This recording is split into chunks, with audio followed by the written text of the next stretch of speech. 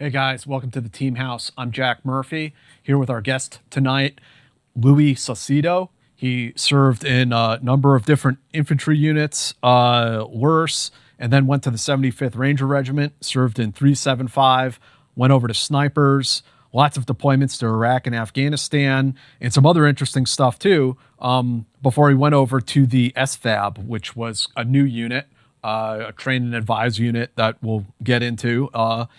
But Louis, first off, thank you for joining us on the show. Hey man, thanks for having me. It's a real pleasure. I love everything about your books. Oh, So thank you. I need to get yeah, awesome. I really like the genre and everything. That I know you. I've met Jack Carr a couple of times, and that dude's an awesome guy too. But just how y'all write's fantastic. Oh, thank you. Yeah, no, I really appreciate that, man. Um, so let's start at the beginning. If you can tell us a little bit about how you grew up and how that took you into the military. Man, so that's a funny story. So I grew up to my dad's a cop in Dallas. It's like a 37-year veteran of the Dallas Police Department.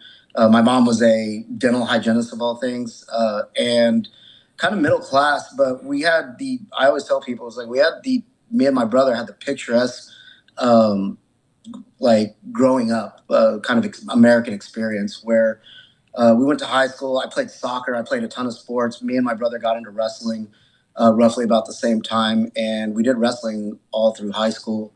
And so that I think, especially the wrestling portion, because you hear a lot about guys. I think I ran into mostly guys in regiment that they were all wrestlers, every single one of them.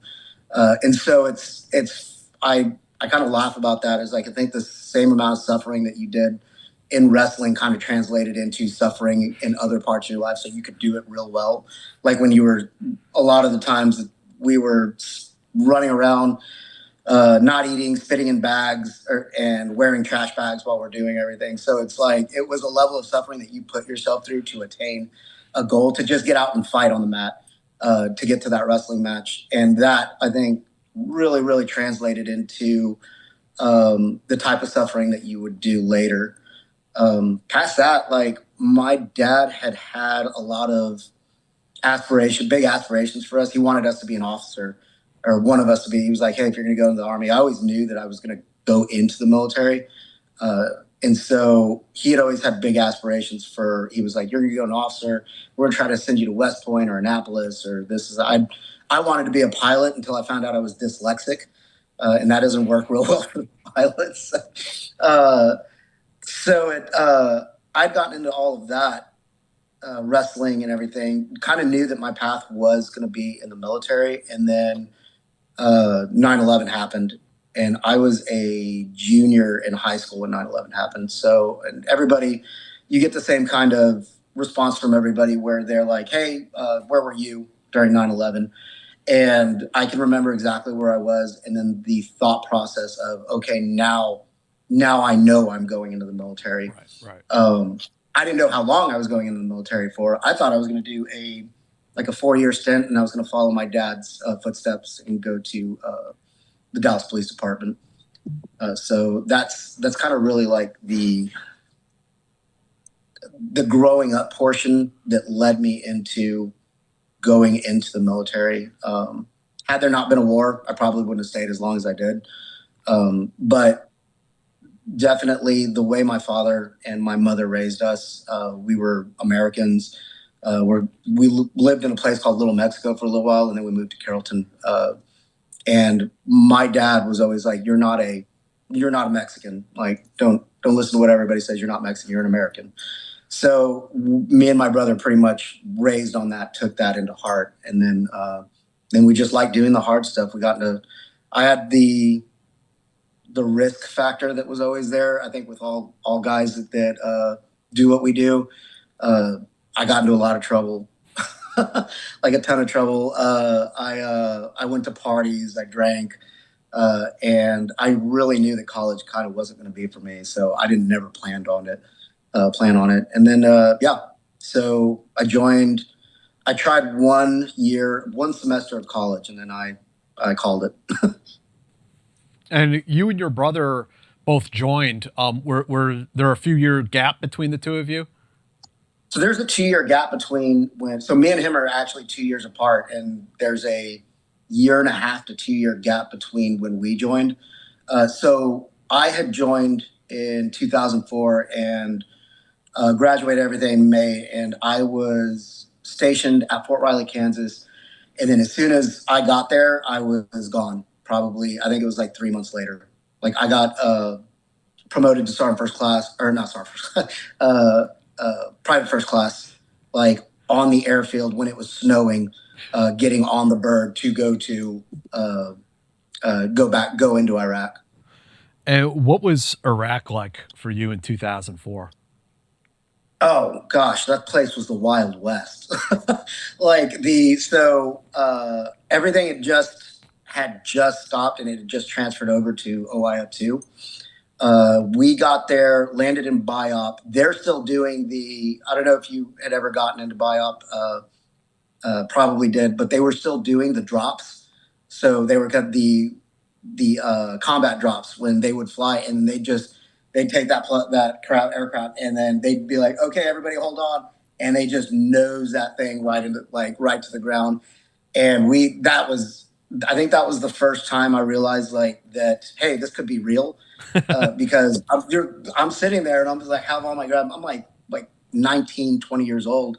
And I'm looking down the road and there's people throwing up into their shirts on the floor. It's going all over the place. You've got the loadies are laughing on the other side. And I was just like, oh, okay, so this is, they're either trying to scare us or we're scared of something.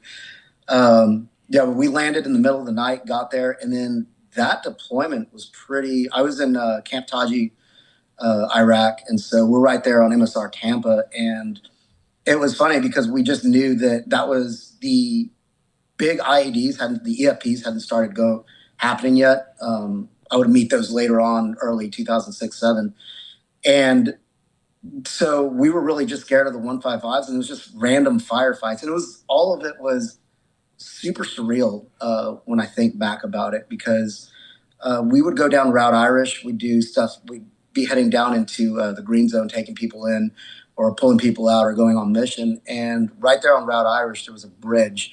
And as soon as you cross that bridge, first little tick I got into is we're coming out. And as soon as you cross that bridge, everybody's shooting from both sides of the freeway. And it's just all fires coming in on you.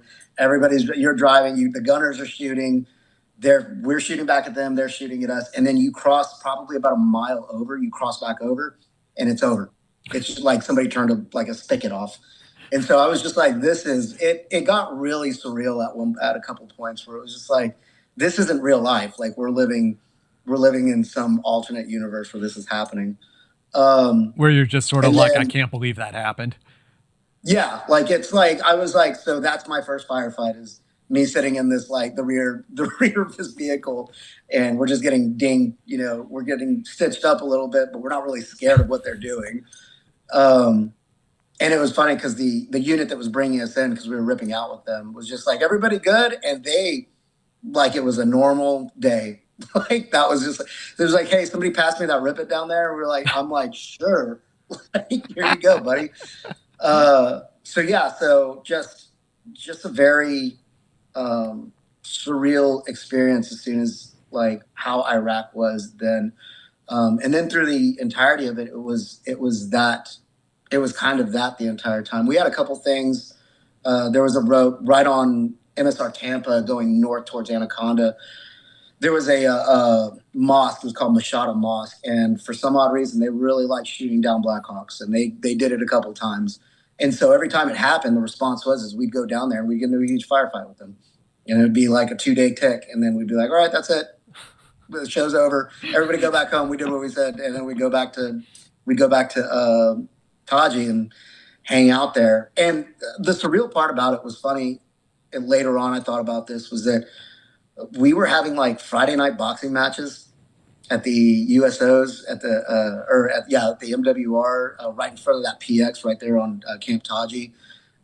They were having like volleyball tournaments, and so it was like a little town. We had a haunted house in October. I didn't get to go to it because we were running missions out, but like they put together in these old abandoned buildings on that camp.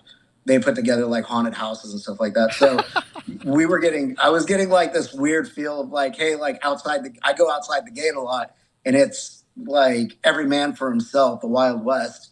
And then you come back in here and it's like, hey, there's just people. It's like a Boy Scouts jamboree or something. Yeah, like it was a introduction that I probably will never forget, because you read books and you watch movies and you think war's one way, and then you get there and you're just like, oh, this is nothing like what they told me it was going to be. Yeah, those were You'd be mad if you didn't get the next Hajj DVD, that month. Those were the years where like you guys would be playing video games, hit the pause button when you had to go on a mission, go and do it, get into a firefight, come back, sit right back down on the couch, yeah, and start the game again.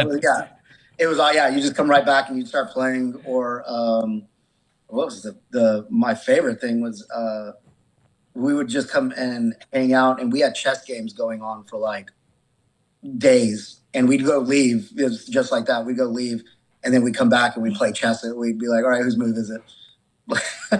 or the biggest one is you start a fist fight over Risk because somebody moved your part. I think our platoon got banned from Risk a couple of times because it started a massive like fight.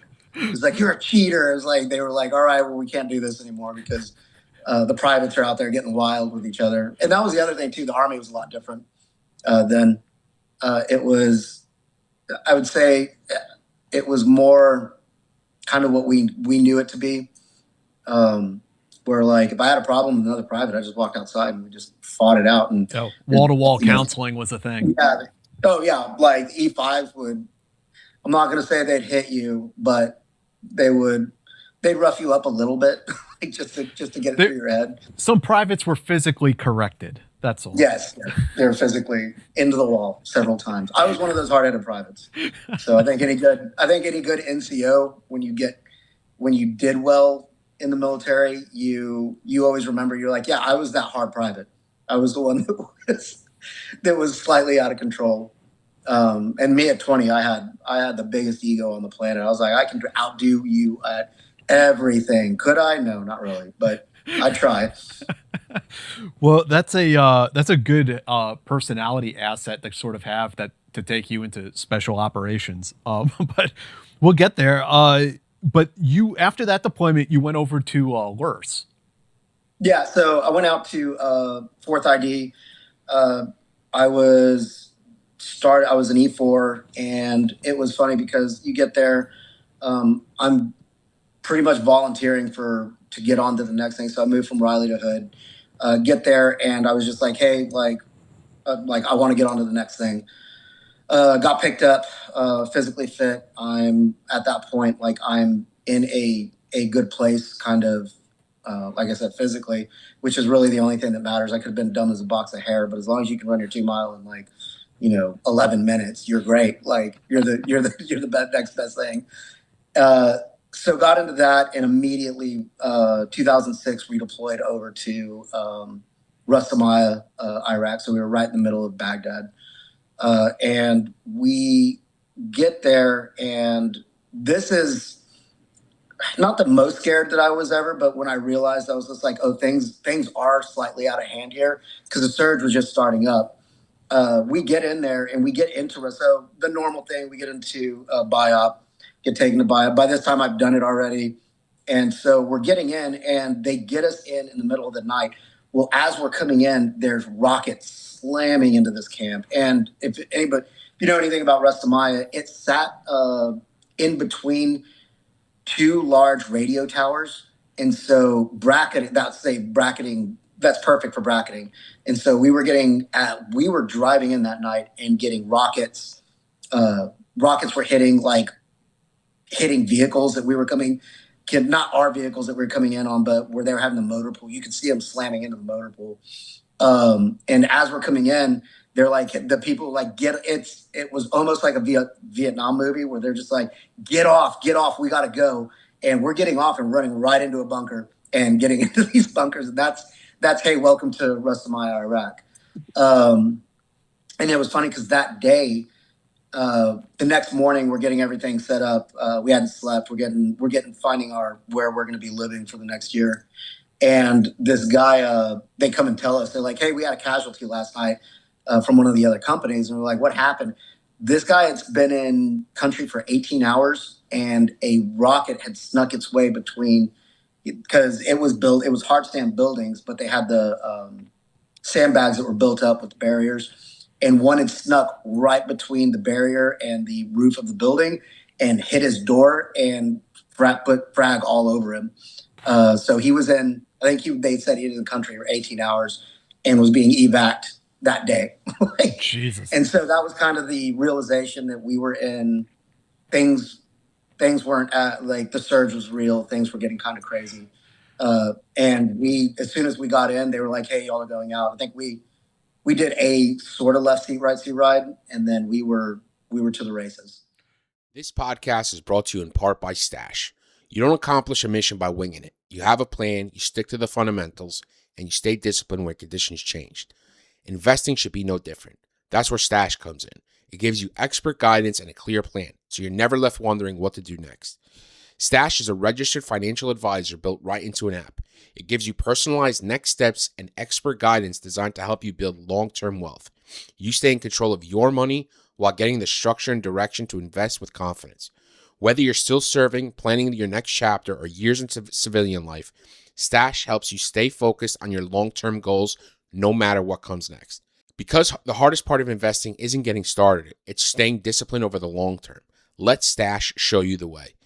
Join more than 1 million active subscribers who are building wealth the Stash way, with guidance, structure, and support every step of the way. For America's 250th anniversary, Stash wants to make it easier for those who served and are serving to get the financial advice they need.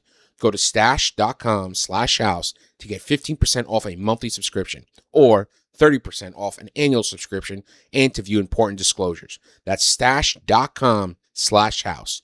Paid non-client endorsement, not a guarantee nor representative of all clients. Investment advisory services offered by Stash Investments LLC, an SEC registered investment advisor. Investing involves risk. Offer is subject to terms and conditions. Thank you. Hey guys, this episode is sponsored by Cash App. I use it. I love it. I really do enjoy it. I've had Cash App probably for like 4 or 5 years now, and it's great. I love the interface. Super simple, super easy to use. It's incredible, and you can go and buy Bitcoin with it now. Yeah, that's cool, right? You know what I'm saying? Is Bitcoin complicated, or do people just think it is? You know what I mean? If you've been curious about Bitcoin but been a little bit feeling like it was unapproachable, Cash App makes it easy. You can set up automatic purchases with 0 fees, or buy larger amounts also with 0 fees. Start small or go bigger. It's designed to be simple either way, and I can attest to it.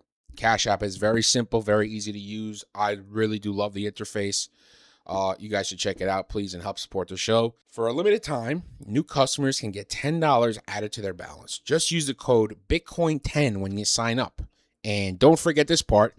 Send at least $5 to a friend in the first 2 weeks. Terms apply. Cash App is a financial service platform, not a bank. Bank services provided by Cash App bank partners. Bitcoin services provided by Block Inc. brand. For additional information, see the Bitcoin disclosures at cash.app/legal/podcast. For $10 added to your balance, if you want it now, Bitcoin 10, and you can send $5 to a friend. Check it out, Bitcoin 10.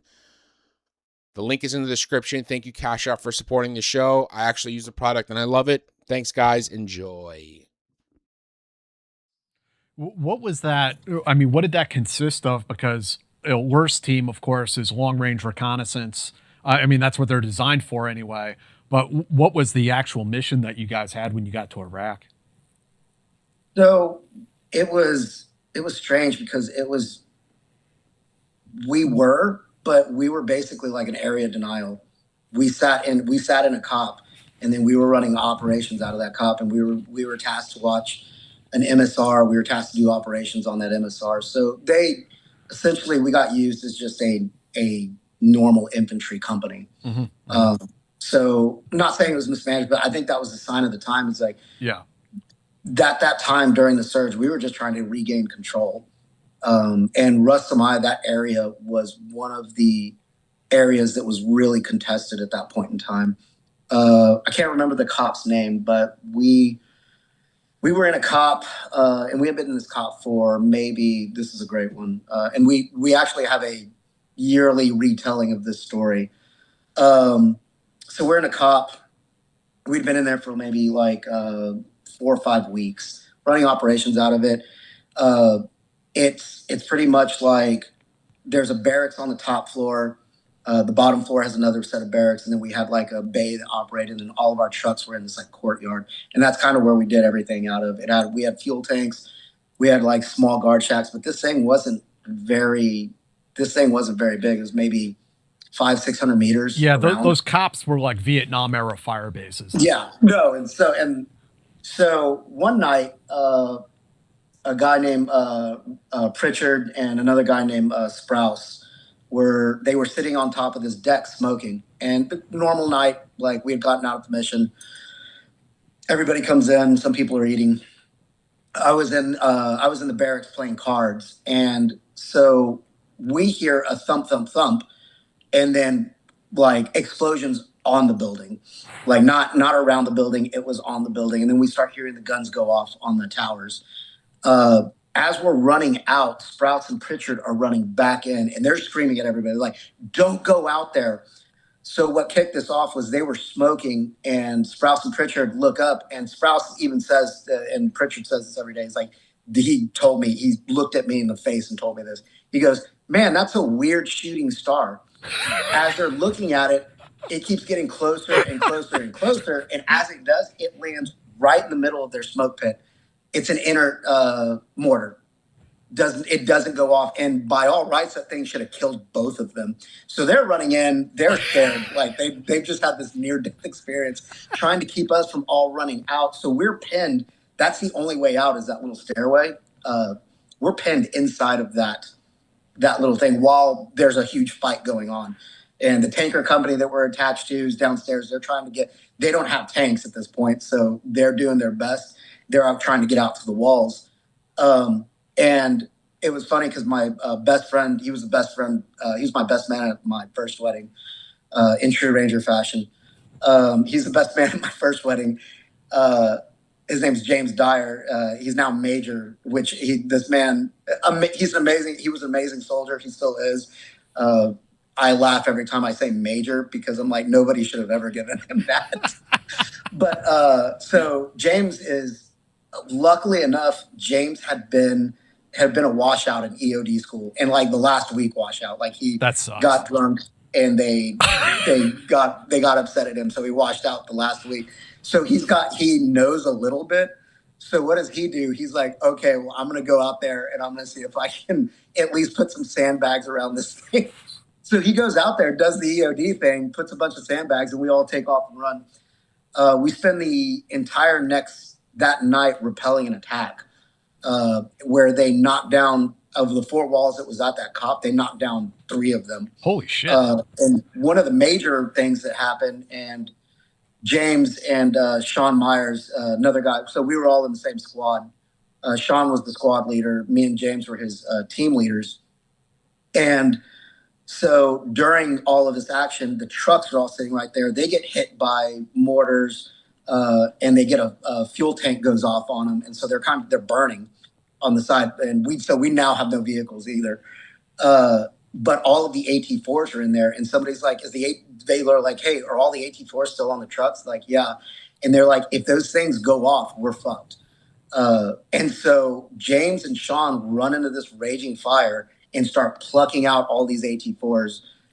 Both of them end up with Bronze Stars for it, which was one of the many actions that they did during that entire deployment that actually got recognized. But that was one of the nights where it was just like, holy crap. It was like, this is like you said, like Vietnam style attack on a base. Were you guys like preparing to be potentially overrun? No, I mean, was it that bad? So once I want to say that our own maybe mortars had knocked down our own walls at some point in time, and so I wasn't sure because we're busy on one side. But there was a point where we had thought, we were like, hey, like if this goes down the way everybody thinks is. Luckily, we had gotten air support overhead, so we've gotten attack helicopters. But we end up like, we're saying, hey, like if we have to, we're gonna have to drop back into the buildings.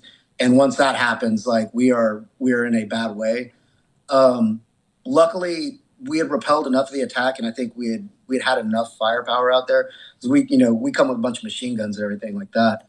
That we had gotten them to get away from us. And once the attack aviation shows up, that was their SFAB. It was like, hey, we're not messing with this Puts anymore. the kibosh on that. What ended up happening with that cop is that was unusable anymore. They weren't going to send anybody out. That thing was gone. And we ended up having to move to another one that we lovingly called Castle Grayskull, because all it was a 5-story unfinished parking garage. Holy shit. that they put barriers around. And you finished your deployment out of there? What's that? You finished the deployment out of there? Yeah, we ended up finishing the deployment out of there. Lots of good stories with that. I actually, have you heard of Tales from the Grid Square? No. It's a collection of ghost stories from the GWAT.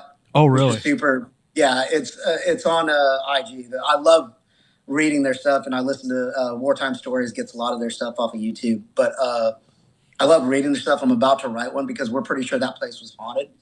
What it ended up happening, the parking garage. Yes. Well, so the reason why we had gotten it at such a good price was because during the invasion, before the American forces came in, the Baathists had taken all the people who were not friendly to the Baathists. And the story was, and we've gotten told this by an elder, was that they had gotten all these guys and rounded them up in that building and then took them to the top, right above the top floor. So you had the overlook, the top floor where all of our machine gun nests were, but right underneath that, they brought them all up there, and then they had shot them and set them on fire in there. And so what was the crazy thing is when we were first looking at it, we walked up to that, and I've smelled a dead body or two burned before. And I walk up there, I was like, that's a familiar smell. And a couple of the other guys who had been around burning bodies have been like, this smells weird. And then we were like, what's all these marks on these burn marks on the ground? And turns out like even the Iraqi police, the IA, they would, whenever we were staging to do missions, would not go into that building at all, period. And we definitely heard some weird stuff up there. So I don't know if it was like large animals or something, but there was a point in time where guys would not go up there with their nods on. They would turn their nods off. They would follow the stairwell, and then they turned their nods on as soon as they got to the very top. I mean, were they like hearing voices or something? What do you think? So at night when we knew nobody was up there, you would hear like things moving around. One of the big complaints was either nods would completely go dead. They were the old PBS-14s, so like they would go dead for any reason. But it was everybody had seen it, and I saw a little bit of something, and you never want to say that you saw something to anybody else outside of it, but you would see shadows do things that like they weren't really supposed to be doing. Right. And so, and I would always chalk it up to, there's a light somewhere way out in the distance. It's shining and it's moving shadows like that. But a lot of guys would be like, I just don't turn my nods on. Yeah. Like you're trying to talk yourself out of it. Yeah. You're like, I have to go to this guard shift. If I don't go up there, somebody's gonna be real mad. And I'm more scared of that sergeant than I am of whatever's up here. So I'm just going to go up there and just pretend it didn't exist. I did many years ago now, I did a Halloween episode for a different podcast where I kind of cover some of these stories. And I got a guy to tell a pretty cool story about Okinawa. There's a lot of ghost stories out there. Oh, about what is it, Gate 3? I hear a lot about... some abandoned buildings and stuff. There's some weird stuff. And actually, from Iraq, there are quite a few UFO stories, which is probably it's our guys seeing our own aircraft, more than likely. But there are some stories that you hear and like things that an entire Marine battalion saw that like doesn't really make sense, Yeah. I like too how like a lot of these stories get because you'd hear a lot of stuff. We spent a night out in the old Iraqi intelligence um, their complex, and like so on a lot of the videos you watch tomahawk slamming into like a like almost triangle building, and then there's they would be like that's the old Iraqi intelligence compound, and we actually stayed the night in that, and they have legit cells that were very strange, and that's where we were sleeping. Oof. And none of us slept in there. We slept in the. We went ahead and slept in its jail. It's jail cells, and then there's a walkway that you go up, and you can see that there's metal eyelets on the ground, and you could pretty much guess what they were for. But you would look up, and it's a walkway, and it's completely there's no cover, there's no nothing. It's a walkway, and then there's these eyelets on the ground, and they're spaced pretty evenly. And well, later on, we asked about that. We were like, "Hey, what's going on with this?" And they're like, "Oh, that's where they chained him. That's where they just sat him out in the sun and chained him down there." And I was like, "Yeah." And it was funny because our platoon sergeant heard it. He's like, "Yeah, we're not sleeping in there. We're like, we'll just sleep out on our trucks, man." Well, Like, I we're think good. I know some platoon sergeants that would have loved to lock their privates up in, in that place. Oh God, yeah. There would have been privates chained in there then. Oh man, it's so wild. I mean, Iraq does have this like parts of it have this quality. It does have a haunted quality to it. I remember like seeing places where you can see just the very top of the foundations of buildings that no longer exist. Yeah. And then the new buildings built like perpendicular or opposite to it, like the city plan actually changed. And these Because new of the buildings are buildings. built over these old ones. It's just like this place is so ancient, it's unreal. Oh man, we got into one of the ticks that we got into was right outside of the Babylon Gate. So there's Babylon Gates right to the north of uh, Bayab, right when you're getting into the green zone. There's like ancient. There was a wall there that they were like, yeah, that's part that used to be. This is where the Babylon Gate was. We got it. I was like, I remember like being by that gate or by that wall and being shot at from it, and be like, this is. I was like, must be where he said that this was. I was like, this is super cool. So, but yeah, I think that's one of the coolest things about the military in general and going to that area. Like the GWAT was the GWAT, but the things that you got to go and see, like how many people can say that they've been to Baghdad, and Baghdad was almost that's in the cradle of civilization. Yeah, So yeah. you're all of the history that you hear about and read about the Bible, everything like that. A lot of that stuff went through there. And I love history, and I was always really cognizant of stuff like that.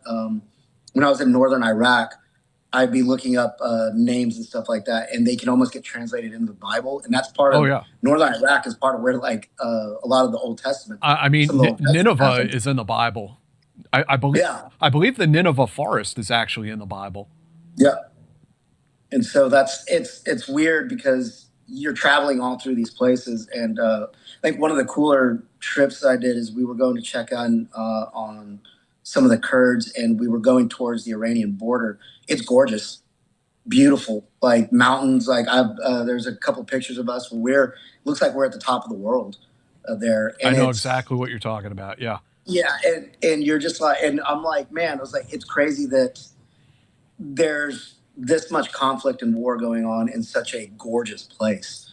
Um, I think like part of where we were at, there was an old ski resort there, and it's like these people used to be pretty, especially Iraq. If you think about Iraq in the '80s, that was like a thriving metropolis. Like it was, they had nightclubs, they had industry, and then the wars kind of set them back probably about like 60 or 70 years. But Yeah, man. And so after that deployment, you get back, and when does like the 75th Ranger Regiment start sort of like entering into your mind? I'm fantastic. You asked that question.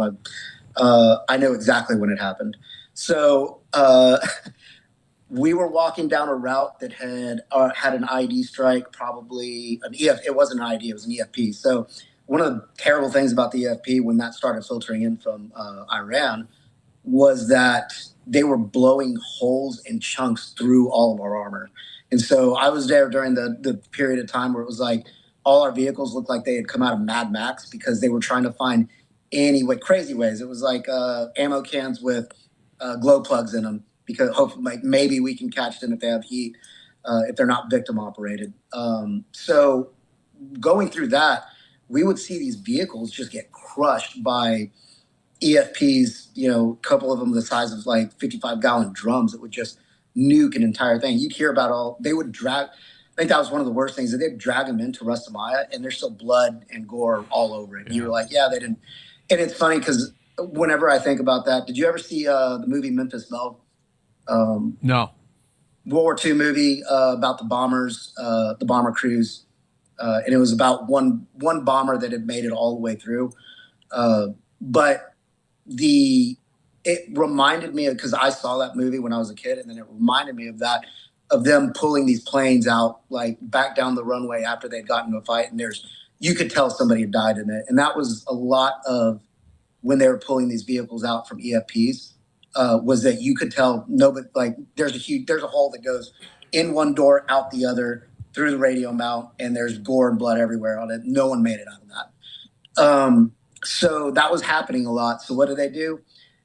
Instead of it, they're like, hey, they're going to walk us in front of it because we're going to do a route reconnaissance. So in an inverted V, we're walking down a route, picking at things, hoping that EFP doesn't hit us first.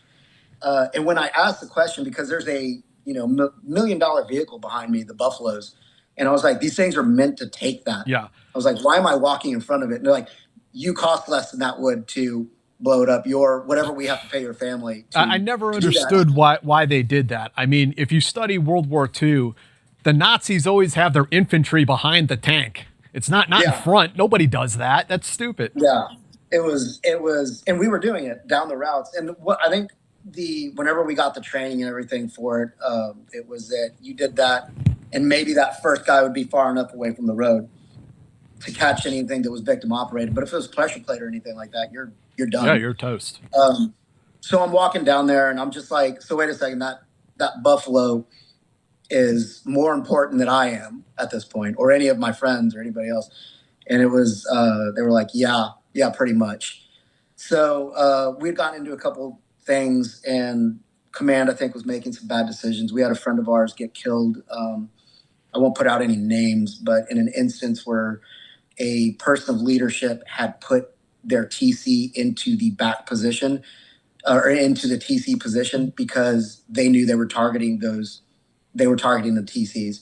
And that's exactly what happened. And then that leader survived while a bunch of our friend did not.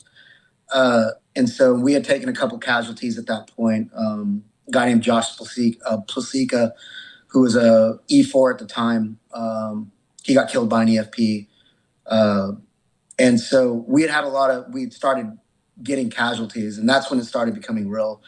And I had a epiphany at one point in time where I'm sitting there, I'm just like I got to get somewhere where like my life matters a little bit more, like that I upped the price tag on me and myself, so that if I'm going to keep doing this, like I'm going to survive.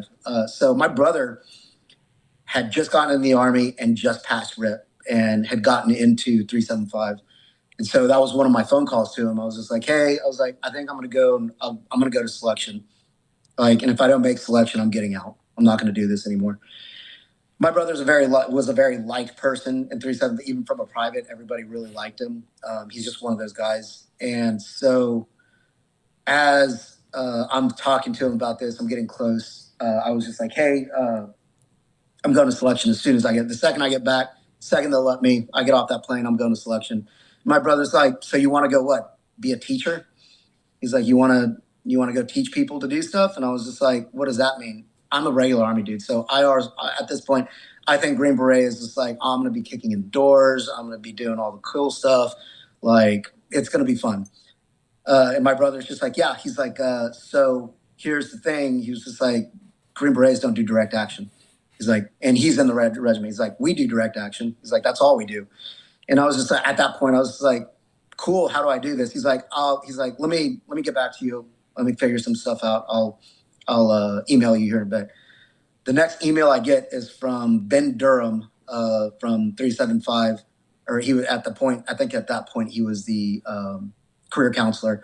And it's basically an email. And it's I'm just like, almost positive I know Durham. you probably do. Ben is. He was on the jump into Iraq. Yes. Yeah. Ben Yeah, was. I know Durham. Yeah, he's a good guy.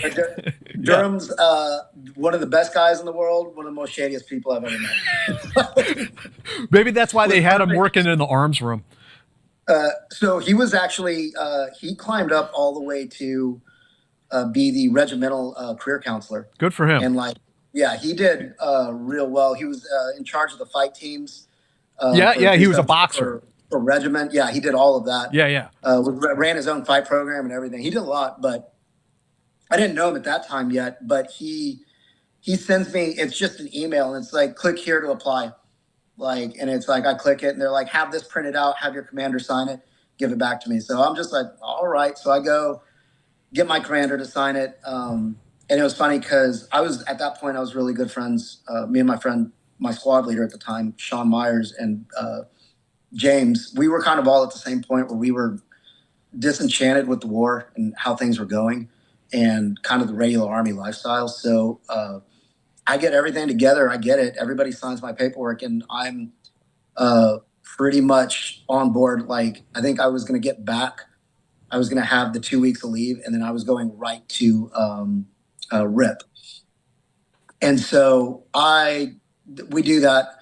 I'm having a conversation with them. I'm like, hey, I'm going to do this. And they were both like, no, I think we're done. And I was like, why don't y'all just come with me? I was like, I'm pretty sure they're looking for people. We can all get into this. Both of them said no. I'm the only one that said yes. And to this day, when I talk to James, Sean actually died a couple of years ago. But when I talked to both of them when he was still alive, they were both like, well, I should have gone with you. Like, we should have done that. Because we were in a squad that was like-minded, like regiment was. Like, and I always tell people, it's like the difference between regiment and the big army is in regiment or in the big army, you'll find one or two guys that are about it. They're about the lifestyle. They are warriors. That's what they wanted to do.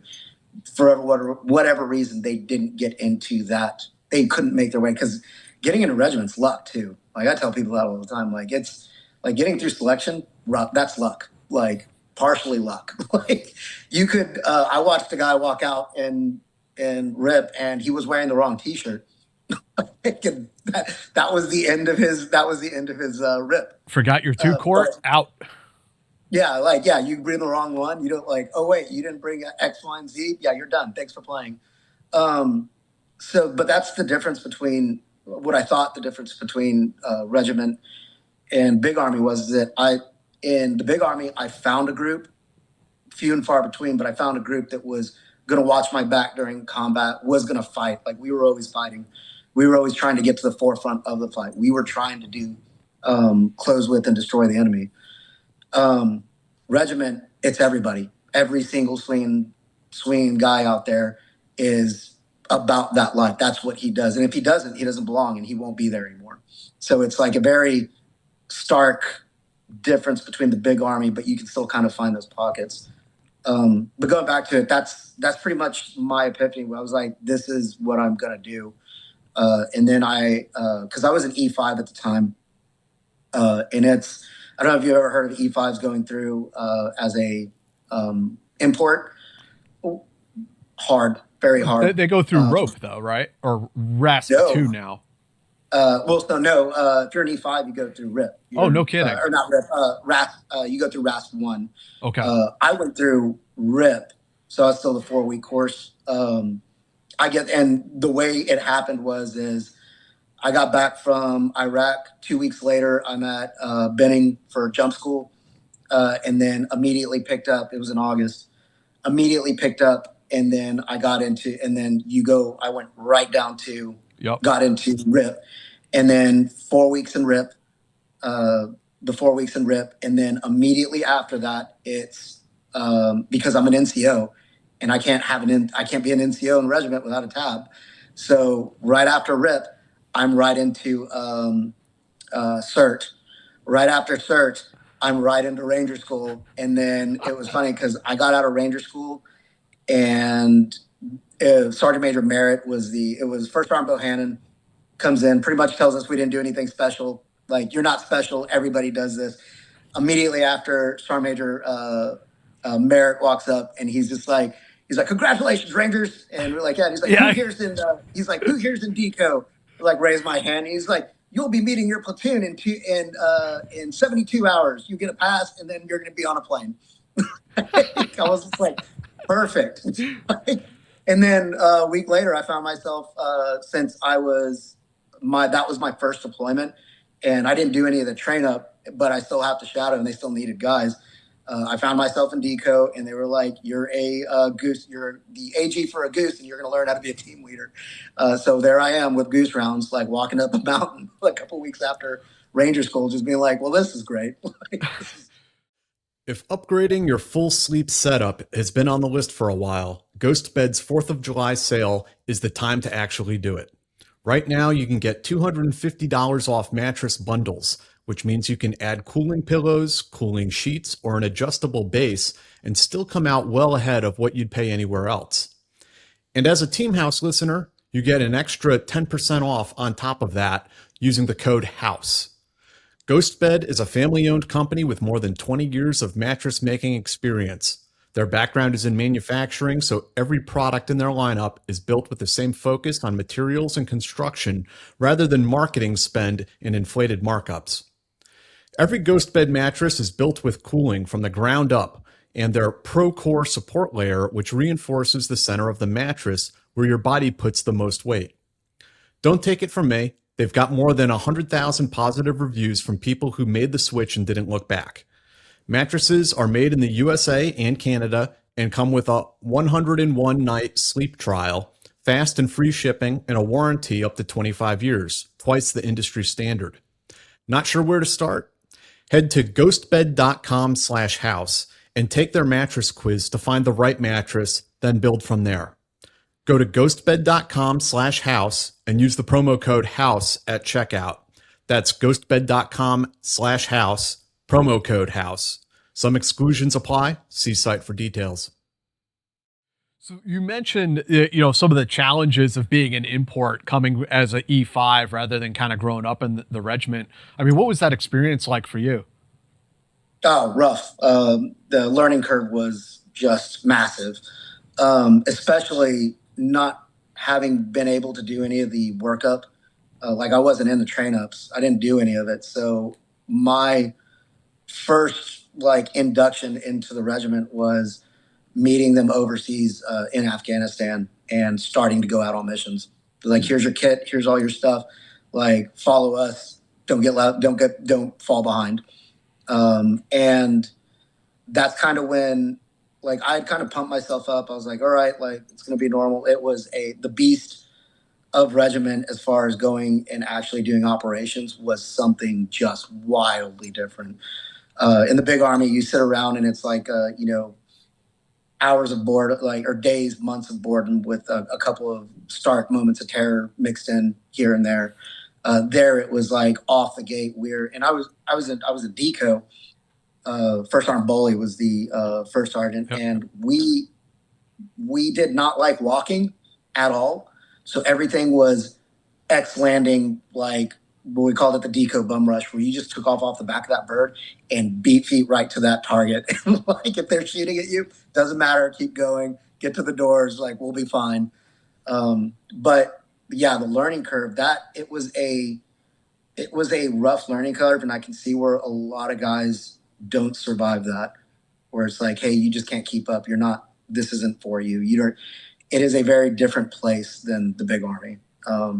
Just what they expect of you, what the knowledge you're supposed to have as an E5, getting anybody to actually respect you at that point because they know you're an import. So I got lucky again because my brother was well known. And so they were just hey, this is Sauce's. By that time, I think he was he was a tab spec 4 too. And he was just they're just hey, he's, he's Sauce's brother. So I probably got a little bit of leeway on that, but it was that deployment. And as hard as it was though, that's kind of where I knew I was no, this is where I was supposed to be. Yeah. This was the road I was supposed to take. But that road, I did 8 months of schooling to get into the regiment as an E5, because I don't know if they do it anymore, but it was almost a gauntlet. It was the airborne school, RIP, cert, then it was Ranger school, then it was deployment. Hey, cool, you get 72 hours with your family, and then you got to go. Yeah, it's hardcore. Yeah, but I mean, as a Ranger, like, again, like, and especially like right after I was pumped up. I got a Ranger tab. Hell yeah. And then as soon as they said, "Hey, you're going," I was like, "Fantastic! This is gonna be great." I'm gonna get to. And the biggest thing I was impressed with was the chow hall at man, where were we? We were down in Helmand, Camp Leatherneck. I love the chow hall there. It was great. That's what I was doing. I was just eating the whole time. So this first deployment, you guys were doing time-sensitive targets, I take it, and you're learning the ins and outs of doing direct action raids. Yeah, so we were doing a lot of direct action. If in fact it was all direct action, and so I had actually gotten there right. Cubic and Centaura had gotten killed probably about a week and a half before, and we had gotten sent to that mission set because MARSOC had 2 snipers killed in that area. Like it was when they'd gotten actually surrounded, tracked down, surrounded, killed, almost kind of a Red Wing situation. And then they'd been like tossed off a cliff, I think, at that point. So that's what they brought 2 strike forces in to go and start like handling that mission set. And that was a really kinetic. That was a kinetic deployment where we were out getting into fights, going. I mean, we had one. It had to have been we got there pretty early, right after the what's it called, nighttime had fallen. Get there, land, and immediately start fighting. And we didn't leave until that next morning. We'd been fighting the entire morning, or had been fighting that night into the morning. And that was one of the, and I'm sure you've had it. I had one of the most, again, going back, like, weird but surreal things that I'd ever seen. And it's the moments you take. So I always tell new guys or guys getting into it, it's like, hey, take that, like, even if you're in a firefight, don't get dangerous or anything, but take a moment to look around and realize where you're at. And one of the things I realized when I was there is, so it was like a movie.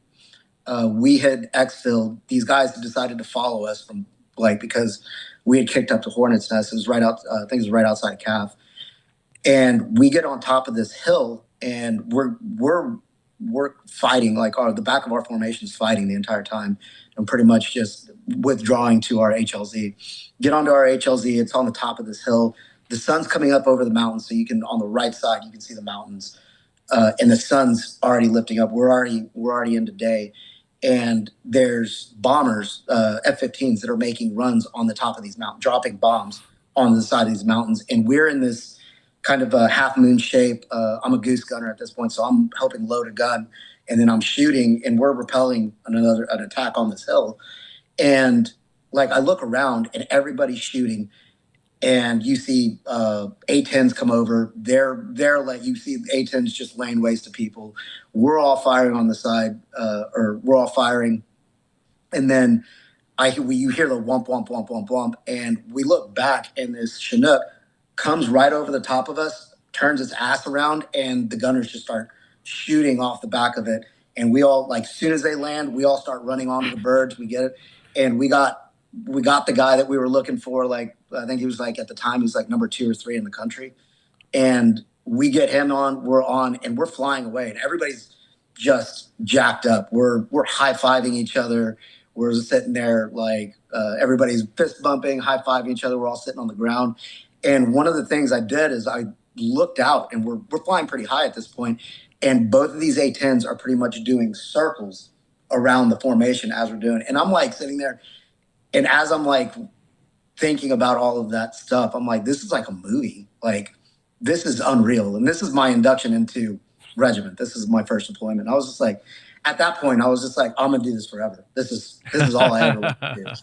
So it was. I think if you can, especially as an import, if you can make the road, it's worth it at the end. Yeah, yeah. If you can get through the culture shock, as you mentioned. Yeah, and a lot of guys don't. Not their fault, because Big Army, that drop from Big Army is rough. Yeah, yeah. And then you get after that the first deployment. What happens when you get back to the States and now you're kind of like that Ranger Battalion garrison life at Fort Benning? No, man. Completely different from Big Army. You're always training, but the good old boys club, like at that point, I'm a tab D5, so the world is my oyster. I'm getting privates, you're running around, and I just remember it being, you just wanted to be the best at everything. Yeah. Like you wanted to be the fastest runner, you wanted to do all the rucks, you wanted to be the team that did the best, so that you could get the best missions. Everything's a competition. Garrison, yeah, and then especially then being there with my brother too was a good time, because we palled around a lot. Like I'd always go and hang out with him. I think he had just made the move over to Recce, and so I'd always go and like hang out with him in his office and stuff like that. And then just kind of the small stuff that you would see, where it's you're walking around with your tambourine at that point, and you're nearly untouchable on that base. Like everybody knows that they give you the wide berth. They pretty much, hey, you're behind the brown fence, and everybody knows it. Everybody knows who you are, which is kind of the difference in the Big Army, is that nobody knows who you are. Nobody cares. And I had an interesting thing. So when I graduated RASP and was going to CERT, I graduate RASP, and they're saying, hey, it was Ranger School. No, it was RASP. It was RASP. And I graduate RASP, so I have a tambourine at that point. And they're like, hey, I got a couple weeks before my class picked up for CERT. So they were like, hey, you need to go back to Fort Hood, out process that. So I'm walking around Fort Hood with a tambourine and a scroll on, and man, like, couldn't get any better. Like I didn't have to do nothing. Like everybody was just like, oh God, that guy. They didn't know. And it's funny because in the Big Army, especially I didn't know anything about it. And then I didn't know that, like, if you would have been in the know, you would have looked at me and be like, that dude doesn't have a tab. Like, so it was funny because that was the garrison life was so much. It was fun, but it was also hard, and it was definitely that warrior culture. Yeah. Like everybody's trying to be the best. Everybody's like, I'd never seen so many guys go to the gym in my life. It was like we went for morning PT, and then you see everybody in there going to the gym. If they were in ACO, they were all getting hairless and tanning out somewhere. The drinking was a lot. Like that's another part of the culture is, man, we drank. When we got back from that deployment, that was the funny thing too, is that they always had pizza and kegs waiting for you when you got back, so that you could have a couple drinks while you're trying to go clean weapons. Yeah, the rigmarole of getting all your weapons in there, and then you'd have we'd always get into the platoon fights over in the zoo, where people are going over. They'd block off all the stuff on the side so nobody could get through. So it almost looked like a World War I movie, where you got people blowing whistles. They got the caving ladders that they've extended so that they could go over the top. It was great. Yeah, the platoon brawls get a little out of hand sometimes. Oh, it was so much fun, though. We got into one while we were doing elevators out on the airfield with CCO of all people, and I was in HHC, but I was attached to BCO as their sniper, and we get into this huge platoon brawls, and it's that they have their guidons there, and there's the first sergeants are talking shit to each other. And I remember getting into that fight, and I don't know, do you know Cessna at all? No. So Cessna, he actually went to CAG later on. Giant. He was an ACO, he was a CCO dude. He was a massive man, like 6'3", 200 something pounds. I'm at that point probably 170 pounds in kit. And I'm every bit of 5'6", 5'7" maybe. And during the whole brawl, everybody, you know how it is. Everybody's like falling, they're beating each other up. And I like lock eyes with Cessna after he had just flung somebody else. And he comes running at me, and I just latch onto one of his legs. And so he's dragging me around. It was great. We had the platoon brawls were probably the most fun I'd had. But the medics probably hated it because they were always fixing somebody. They're like, oh, this dude's fingers are broken. What was it when we had like battalion field games? You remember that? Oh God, field day. Yeah, right field before, day. Yeah, rendezvous. get those banners, and Yeah, we the banner and day. That's what it was. our battalion. I'm trying to think now.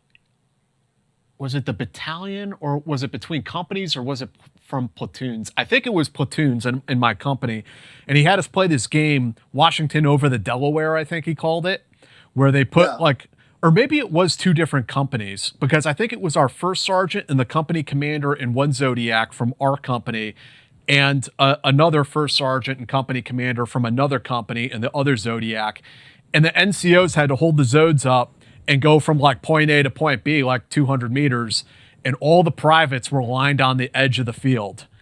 And if those boats, God help them, got too close to those lines, dudes were getting pulled in, bam, bam.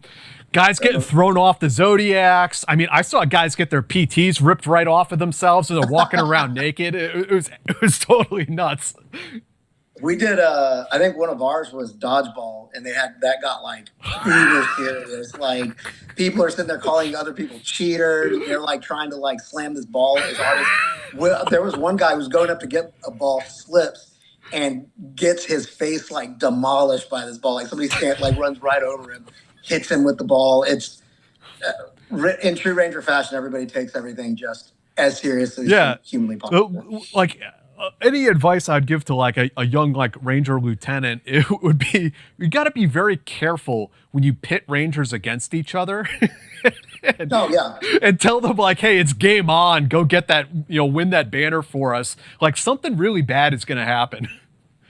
It was so when you got new guys, it was like their first week was rough because it would be you'd get all these new guys, and in the company you get them. I remember when I was a squad leader, I'd get new guys, and I'd be like, hey, go into first platoons. I want you to fight every single one of them. And I will give those guys credit. The new guys wouldn't even blink at like Roger Sergeant, and they run over there and tackle the first person they saw. And then all of a sudden it's more brawling. Other people are coming in. And I think one of the best ones we had was in Seco. We almost had a hostage exchange at one point in time where all the squad leaders and team leaders are sitting there, and we had them locked in the lockers, and we're like, all right, I'll trade you the fat one for my skinny guy. And they'd be like, no, he's going to be two. So it was great. When we got bored, we got bored. Yeah, no, my privates did that in Iraq where they were kind of sneaking around. They put on their balaclavas and were sneaking around. If you remember, the old cold weather gear was all black. So they were dressing up like ninjas and stuff, and they were going out in the middle of the night in those chews, and they'd wait for guys from other squads to go to the showers. So they're like walking with a towel around them, waddling over there, and privates would just ball this guy up and flex cuff him and drag him into their chew, and they'd take like trophy photos with them and stuff. It was, yeah. And then it becomes a hostage negotiation where we're like, you got to let my guy go. No, fuck you, I'm not doing that. Oh gosh. We took everything from, I think that's what I miss about it, is like it was fun. The culture was always like about the fight, but it was everybody was in good even in snipers we did stuff like that. We had a guy named Baker who had a birthday. And this is my favorite Sergeant Major Merritt story. We had a guy named Baker had a birthday. And so right outside of the chow hall, they had those pull-up bars. Yep. And we caught Baker out there, and we had duct tape and buckets of water. And so we toss him up there, we duct tape him, and then we throw a rag over his face. We start like waterboarding him right there. And so we're sitting there doing all this stuff to Baker, and Sergeant Major Merritt drives by. Sergeant Major Merritt drives by. Baker thinks that like, oh God, thank God somebody's going to stop this. Looks over at him, And Sergeant Major Merritt like rolls down his window, like looks from side to side and goes, "Happy birthday, Ranger," and then just drives off. It was just like, we like kind of look around like, all right, I guess we're going to go back to doing what we did, what we were up to. So, Yeah, Sergeant Major Merritt was awesome. Oh yeah, everybody loves that guy. I don't think I don't know anybody who didn't like him. I'm sure everybody has like that Sergeant Major Merritt story on on objectives. He went out a lot. He always went out on mission. There was a guy named Bailey in Deco that we were pulling security out because we had already taken the compound. So we're pulling security out, and there's a big moon out, like it's pretty high vis. And Bailey's on the ground. We're wandering around on the ground too. And Bailey looks up and he goes, "Hey, whoever that is," he's like, he starts cursing at him. He's like, "Get down." And all you hear out of the darkness is "Oh yeah, Roger, Ranger." And like gets out and he goes, "Oh, shit." Like, it's like that was Sergeant Major Merritt. And so we're going back to get the debrief, like download all the debrief stuff. Sergeant Major Merritt walks in and he's just like, "Where's that Ranger who told me to get the F down?" And Bailey's just, everybody looks over at him and Bailey's like that. He's like, "Good job, Ranger," coins him and like walks out. Like my Sergeant Major Merritt story was when we were doing airfield seizures, and I was in snipers at the time. And I mean, it's dark out. It's on Lawson Airfield. You have no idea who's who in the air. But I came underneath Sergeant Major Merritt and sharked his air, and he dropped. He dropped like an anchor. I don't know how many feet, but came all the way down, and I heard him come down and like, blah, and you can hear, that Sergeant Major Merritt like, rah! Yeah. And he told me later all of his pens in his pocket exploded when he hit the ground. I felt so bad. Like, I was horrified. But he was a good sport about it. He was like, "Lower jumper has the right of way." That guy. Yeah. Good times, man. That was I miss it a lot. So after that first deployment to Afghanistan, and now you're living the Ranger life, what was the next deployment for you? So after that deployment in Afghanistan, the next one was back to Afghanistan. I'm trying to remember where we ended up. It was Salerno. Oh yeah. So we ended up in Salerno, out there doing a bunch of missions. At that point, I was with 2 Delta and pretty kinetic. That one was also pretty kinetic. We were actually there with then Sergeant Major. Oh man. I just brain dumped his name. We were just talking about him. Not Merritt, Sergeant Major. Then right now the current Sergeant Major. Oh, yeah, your buddy. I didn't know him. I'm afraid. Yeah. Anyways, he was the platoon sergeant there for 1 Alpha or 2 Alpha. I can't remember which Alpha co. So, but we had we were all there. Major Taylor was there.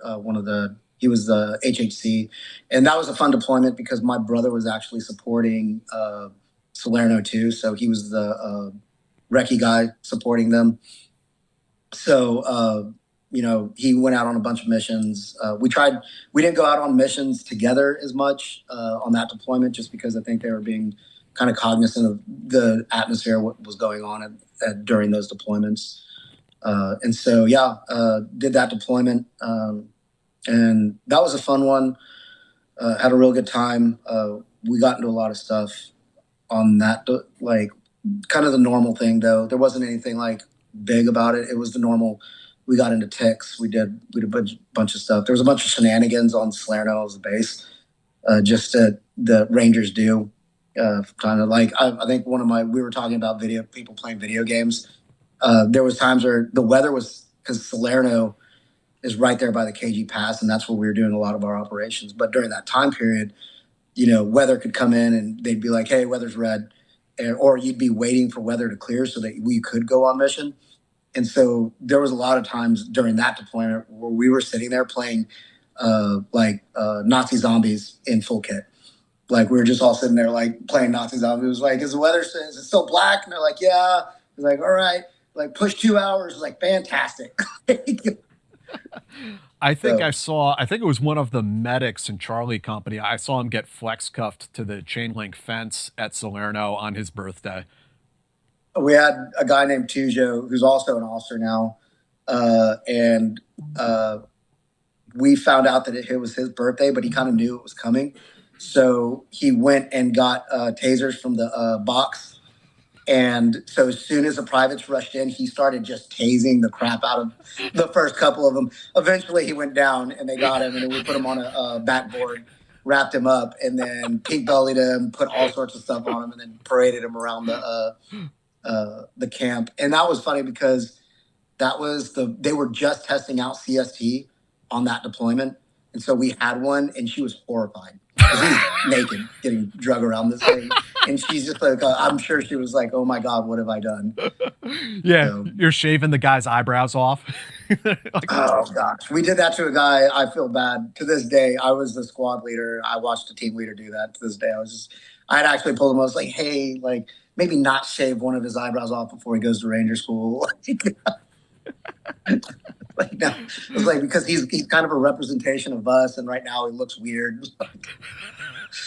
But yeah, like they found out his birthday, and he like I just remember the first guy that came in because I was outside watching it because all the team leaders or squad leaders are outside watching all these privates rush in, and that first dude who came in took it right in the neck and went right down. Like I was unconscious for a little bit.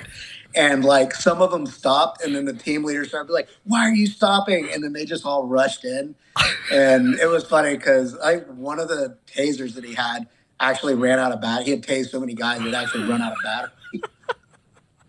So, but yeah, that was a really fun deployment too. I think by that time I'd kind of already gotten my feet wet. Went through an entire workup for the deployment, so I was getting better at being a team leader. and were you a team leader or squad leader around this time? So I was a team leader around that time. Gotcha. And then after that deployment, I went into snipers. Okay. So actually went over to SNOT. Yeah, so tell us a little bit about that. What was the process like for making the transition from the line company to snipers? So snipers was looking for people. I'd actually wanted to get into recce because I wanted to go be with my brother, but they had been like, "Hey, maybe you do something in HHC, but you're not going to do. We're probably not going to send you over to recce to do that." So I was just like, "All right, that's cool." Went over to snipers, got it. They talked it up. I never thought I'd be a sniper. In fact, for a long time I'd been like, "Yeah, I don't have the patience to do any of that." But we did the selection, or you do another selection to get into snipers. So you do the RPAT, you do your PT test, you do your RPAT, and then we would do a group in just to kind of see if you could. Luckily, I was an okay shot then. I wasn't a great shot by any means, but I was okay. But did well enough to get in, and then started getting in, and then they started putting us through almost like a pre-sniper. Mm-hmm. So 375, you would be in the section, and that's all they're doing is getting you ready for sniper school. So a lot of shooting, a lot of just learning. Mike Pemberton was pretty much my training partner. He was my early training partner. So, and Nick, I think, had just left as I was getting in there. So kind of the whole Mike. If you've ever met P Murder, I've never met Pemberton, but I've just heard many stories about him from guys over the years. But I'm really happy to hear that they had a really good like induction program for you, because when I went to snipers, it was kind of like, okay, you're here now, we're gonna haze you for a year, and maybe we'll teach you something at some point. But I mean, I had to wait to go to sniper school to learn my entire job. Yeah. And what's crazy is that you don't learn, especially in regiment, like what we did was a close-in support. Like we were a direct support. And so we really didn't, as the shooting stuff, which is I think what regiment really concentrated on, was making accurate shots at distance under pressure was one of our big, and this is before all of the PRS stuff and everything, all that stuff was coming out.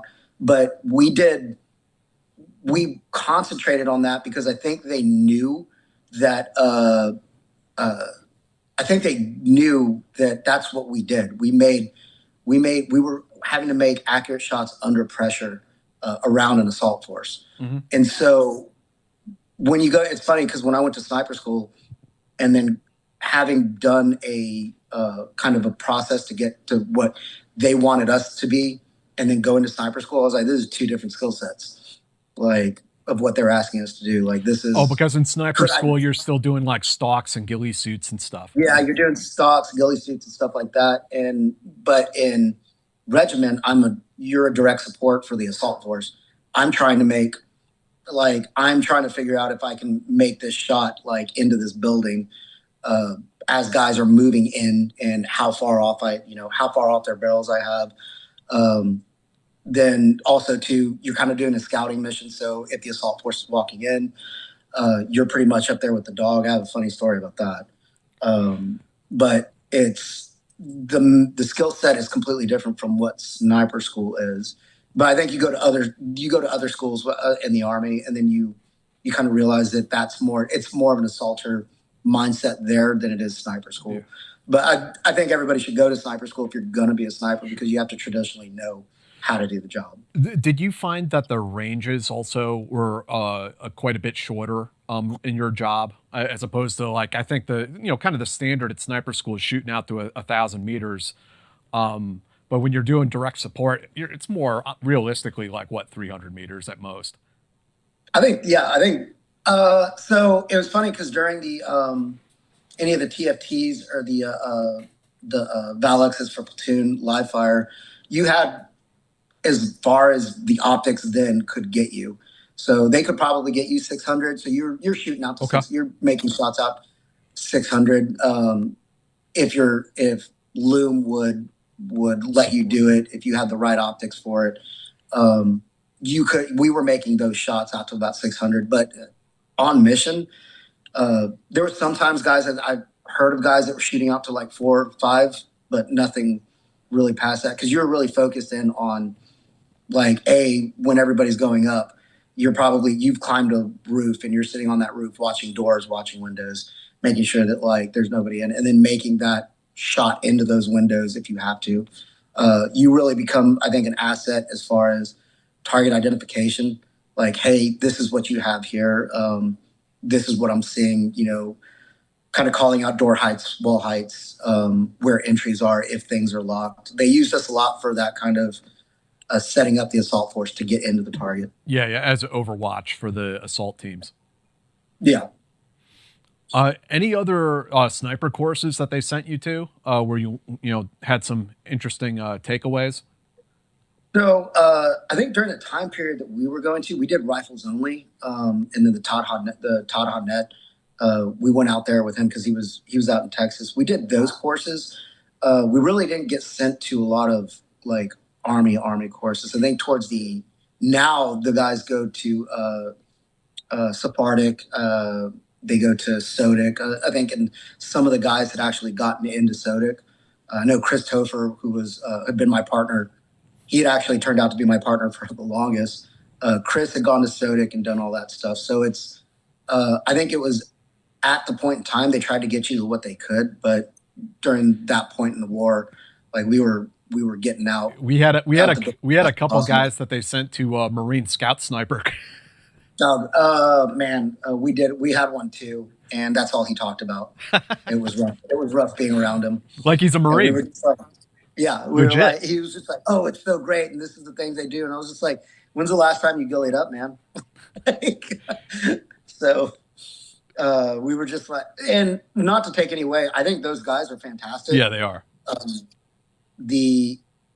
think that school, from what I saw later on, really concentrated on skillcraft. Like skillcraft was their thing. Like stalking, fieldcraft, getting gilling up, how to move.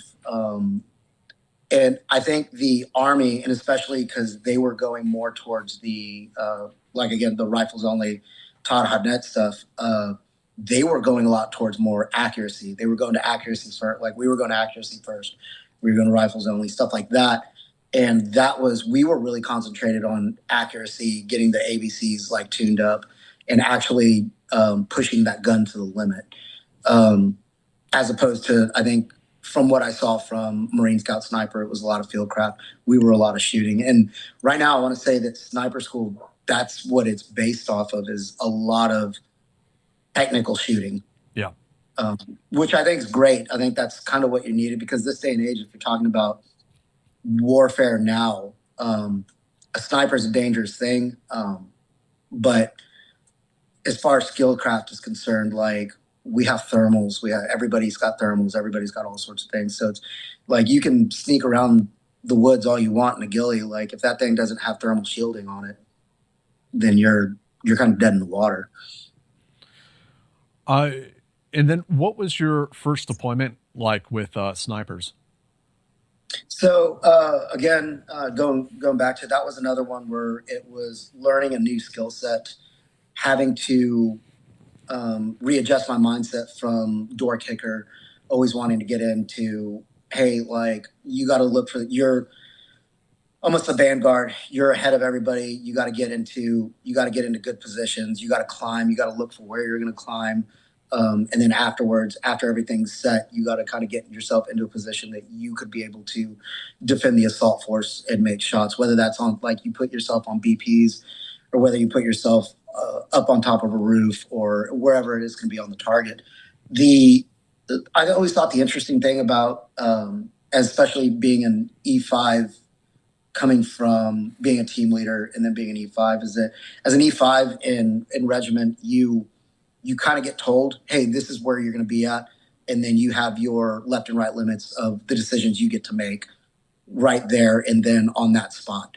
As a sniper, it was new to me, because I went into mission planning and then I told the PO where I was going to be. I was like, hey, I think I should be, here, or I think I should travel here in the formation because I have the best. So that was the growing up and having that experience. And that was, I think, the learning curve, was having to realize that, hey, like, now you have real input into this mission set, into this mission planning, especially as a sniper, because, you got to decide where, you got to think like the enemy. Where's that contact going to come from? And where can I place myself best to make the best shots on that, to end whatever contact that is as fast as possible. So a lot of, you didn't always end up at the BPs. Sometimes you were out of BP. Sometimes you were on a roof, like I said, or you were in some area, or you had to decide, hey, we had one mission where they decided that the building next to us was higher than the compound and that we were going to go in. And so we actually went in, made entry, pulled pistols, cleared all the way up top, got on top of it. And then they were like, hey, we don't want to clear back down because we don't know what's down there. We don't have anybody on the bottom floor because we were pulling our own security. So we shimmied down to like a pipe, which was probably one of the more sketchiest things I've done. I did that. It was Pap. I don't know, did you know Paparella? No. Biko Paparella. He's also a sergeant major. And so, but that was one of the things where he was like, Pap was the platoon sergeant at that time. And he had put himself on that mission and he's like, let's go. And we did that. And I was like, this is one of the sketchier things I've done. I was just like, and I've done some sketchy, I've kicked some rocks that were real sus. And this is more sketchier than that. Yeah. In full kit. That doesn't sound fun. Oh, no, it wasn't. But that was one of the things too, is that as a sniper, you started kind of learning like your kit setup and like what you need and didn't need and what was advantageous for your mission. As a team leader, it's shooter preference, but hey, this is what you're going to wear. You're going to wear all of this stuff, and you got to carry. By the way, you got to carry the shotgun. You got to carry the Sketco. This. Yeah, you got a Sketco on you. And as a sniper, I could tailor my kit to my mission. I could figure out what was going to work for me, and they let you do that. I think that's part of your learning process as a team leader. Like, you're getting told a lot of what to do. You're just like, hey, you're going to be here and you're going to do this. And then that's it. Yeah. So you're like dropping down to a plate carrier and a couple magazines. Yeah. Or you're running plate carrier, a couple magazines, or you're running, you're trying to figure out like how you're going to carry some stuff on your belt. differently, or where your radio really needs to be, because you don't have all that stuff, so you have a lot more leeway. A lot of the time, I think one of the biggest things with snipers is that's where I learned is like, hey, you don't want a lot of stuff on the front of your plate carrier. You want to be as light as you can on there, because I got to climb up walls. If you're on Squirter and Addiction, I got to go chase somebody. Like, that's, how hard is that in full, if you're carrying everything known to man? Yeah, yeah. Any memorable missions from that deployment? Man, not particularly. I remember one where we almost got left. We almost got left for a remain over day, because we hit the target really late, and then some stuff happened on the target where we were looking for a couple things, and they were just like, hey, like, if we don't get to the HLZ, and like, I think the HLZ was like 3K away, and I think we had like 25 minutes to get there. And so it was a legit kit run that we just, the entire assault force just running, and you could see the sun coming up, and everybody's sitting there trying to get everybody. Like, guys are like, the gun team's just dying, and so people are trying to take stuff from the gun team. And I remember that. The only reason I remember that is because snow everywhere. It was just the most snow I've ever seen. And a lot of that deployment was like, my first deployment with snipers was like that, where everything was snowy because we were in deep snow.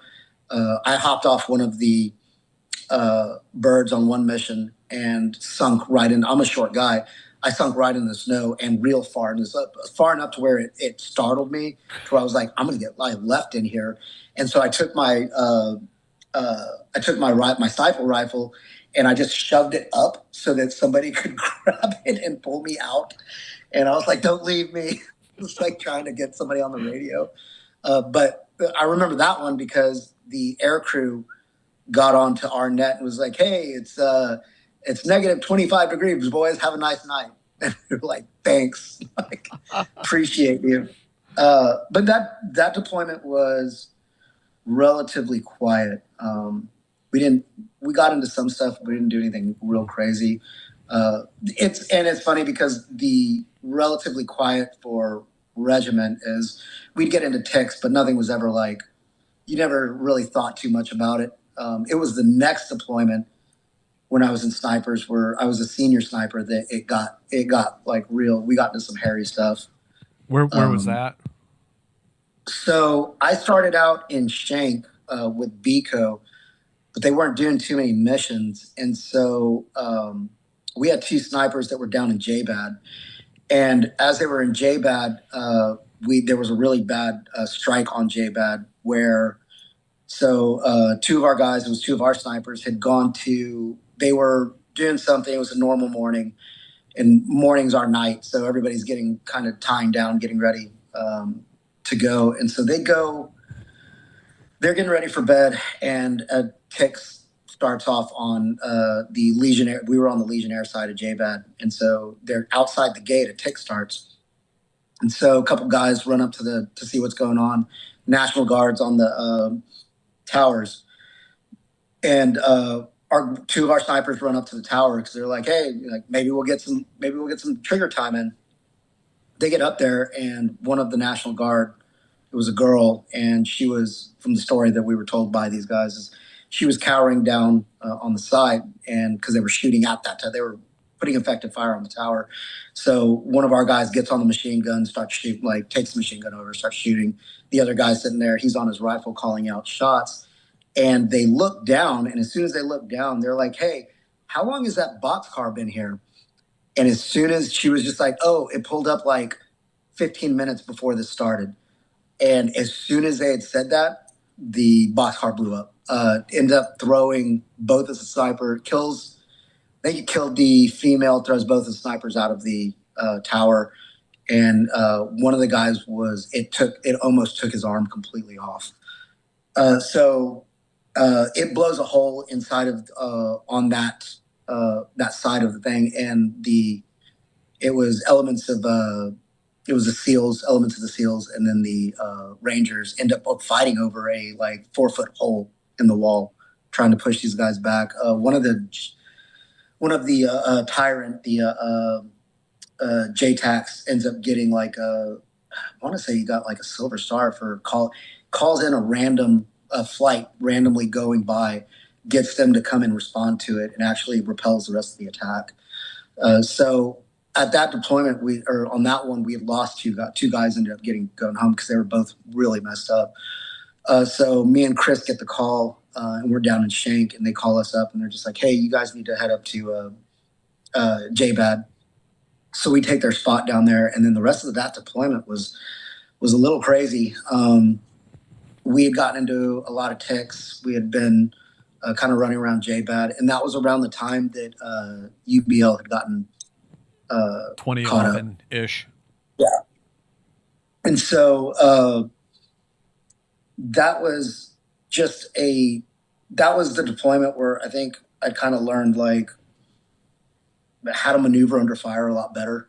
And then me and Chris we're still best friends to this day, but me and him like hung around each other is kind of where we learned to trust each other a little bit, because that platoon liked sending the snipers up. And there was one where it was funny because there was two twins in regiment when I came through RIP, and they were called the Drawdy brothers. And one went to BCO, one went to CCO, and I went through RIP with both of them. And so we're good friends, and one of them's in the platoon with me, and they end up he's a team leader at that time. They send me as a sniper, him and one of the dogs in one of the canines up, and we're operating 400 or 500 meters, and we're walking through a town like in the middle of the night, and we're sitting there but like whispering to each other like, this is it.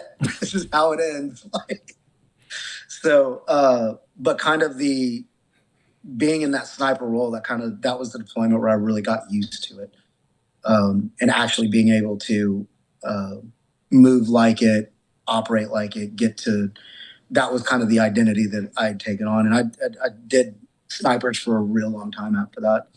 But yeah, that was probably one of the more memorable moments in that deployment. And again, I go back to memorable moments. We were getting into fights every night. So it's one of those things where from the first part of my career where I can remember every single firefight that I got into in regiment, it was just so blending together. Awesome. Yeah, that it was just like, oh, like I remember being in one fight and being ducked behind a wall, trading shots and ducking down to reload or just kind of move positions, and looking over at one of the guys and be like, what do you think they're serving at midnight chow? Like, you think we'll get back before this? Like, so you just became numb to everything at that point.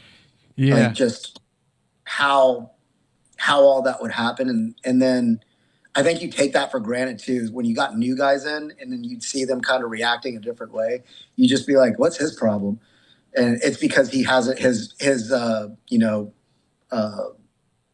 neurological system hasn't gone, like his CNS is not tuned up, like is not tuned down to it. He's still hopped up on it. So I think that was the psychologically, I think that was a cool point where you go back to the first part of your career, you think about your first firefight, and you're like, I remember what it smelled like. And then you go to the middle of your career and you're just like, I can't even remember this one. Like, this one blended in with that one, blended in with this other one. It was just really like, some of them were just like anticlimactic. Like, yeah. But now you're learning like the operational art of the job, it sounds like. Yeah. I think at that point, like you always think you're good, but at that point and with as much as we were doing it, we go back to like Green Berets and all like that, other like tier 2 units, regular army units.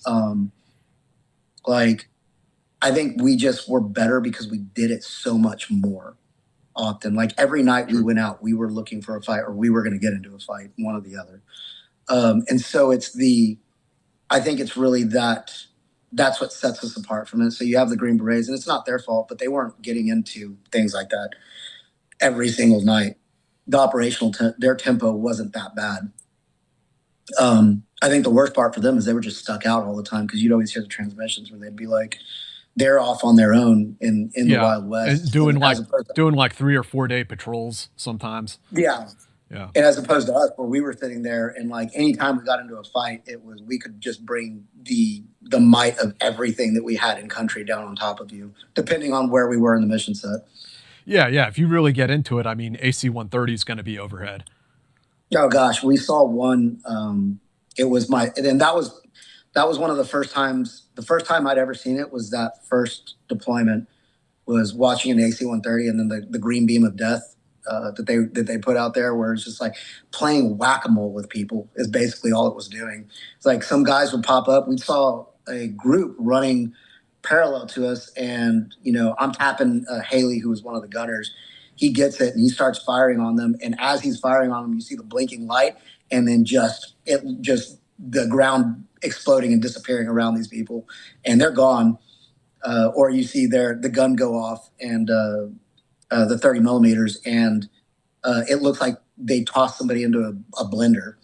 And Yeah. I was like, but then you're on these missions where like, I don't have to worry about too much because I know somebody's coming for me.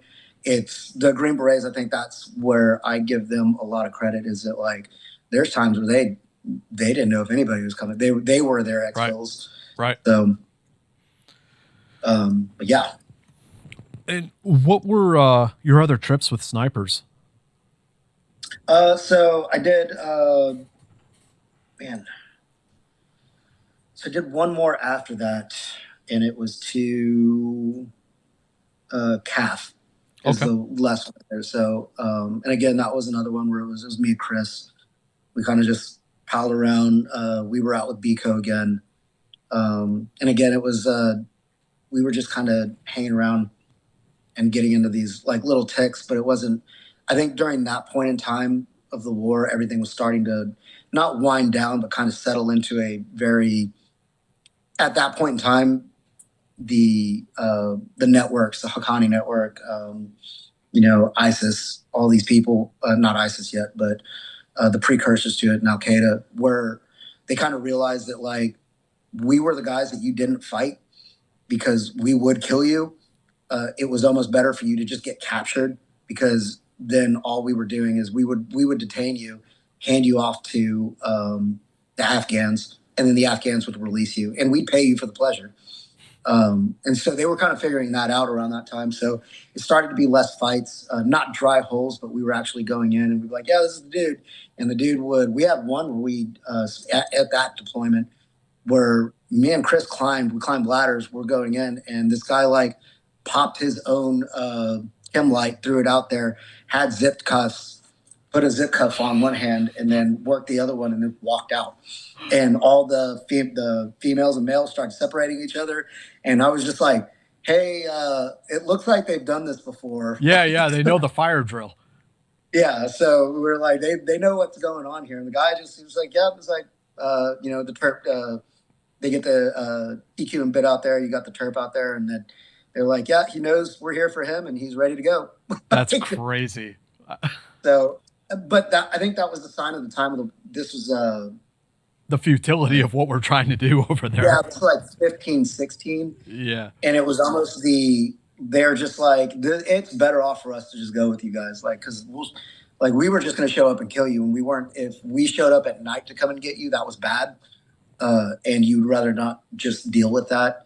And so you were still I know the BSO, the battle space owners, the regular Army guys were still having a lot of ticks and stuff like that, like small attacks on their cops or other forward operating bases. But they would pretty much everything was settled into a even keel lull of, we thought that we were going to be, that was what, like 18 years into the war, something like that. Like, so like everything's pretty much settled at that point. We're just, we were almost doing like, hey, we killed the last guy in an airstrike, 2 weeks ago. Here's the new guy. Well, let's go get him. And so it was like, every time they promoted somebody, we would just either kill them or go get them. And like I said, I think at that point they'd kind of realize that it's pretty much better off if we just go get you. Yeah, the game's rigged. Yeah. And then when you went to Europe as an SME, was that with regiment? No, so it was almost a detachment off of SFAB. Oh, okay. So I Well, piggybacked off of we'll get to that in a piggybacked second. off the first cab. Yeah. So I, when you got back from that deployment with to CAF, you went to the Army Marksmanship Unit. Was that the next thing? yeah. So kind of just like anything else, you get offers to do stuff, and so me and my partner Chris had actually gone there together. Went down to the. I had done some deployment with Seco. Was an E6 now. Had done my squad leader time, and it was an offer that was on the table. And I was just like, yeah, sure, that sounds fine. It's on base, and that sounds fun. So we went. Me and Chris went down to the instructor training group, and we actually were there with other regiment guys. A lot of snipers were there. There was a couple Delta guys there, and it was basically they hired people who were going to go out to the Army to teach them marksmanship. And I always say this: I was like, I thought I could shoot when I was in the regiment. I basically didn't. I realized I didn't know anything because they start training you up there. So I get there, I go through a shoot through. They look at my resume. It's almost like applying for a job, and then they say yes or no. So they say yes, and so we immediately we come in and we start training with uh, Iron Horner. sights. We start training with like Dan Horner. Okay. And there's a couple other like Green is there, and all these like kind of superstars within the shooting world is there. And so we start going through all the shooting, and I was like, I thought I was a good pistol shooter. I had no idea what I was doing with a pistol until I got there. And you start learning that you don't know what you didn't know what you didn't know. And I was always like, because I had gone through RMIC, the regimental marksmanship instructor course, so I thought I was a good shooter at that point. And then so I get there, I do that, and realize that I'm not nearly as good of a shooter. And so that's almost the kind of work up to what I started doing, especially with sniper stuff. So I did the time with the ITG, trained, went around and started teaching regular Army units how to train. We were in charge of teaching IBOLC, or the infantry basic officer course. We started teaching the captain's career course guys coming through, the sergeant majors academies coming through, because, and I really appreciate this about how regiment does is they want to send guys out to get to know things. We want to be the best at our craft. So any ranger does. And where do you send? You got to send them to the guys that are going to know how to do that. So we learned to shoot really well. And when I mean we learned to shoot, like we were shooting every day. They had a really cool program where I could go to their bunker with my gun. I'd sign my guns out from my cage. I would walk over to the bunker and we'd walk up and I'd be like, oh yeah, I want $2,000 of 5.56 and I need, $4,000 of 9mm. And then I would take that and I would go and shoot all day long, just all day. And so it was great.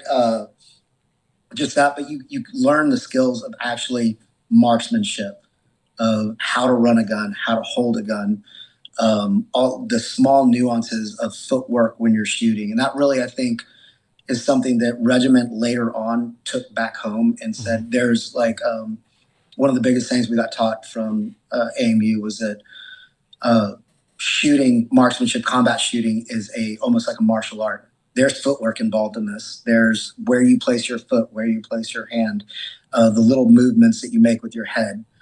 Those all come into play, and that's something that you all have to train so that you can optimally take targets down, and make good shots on a body.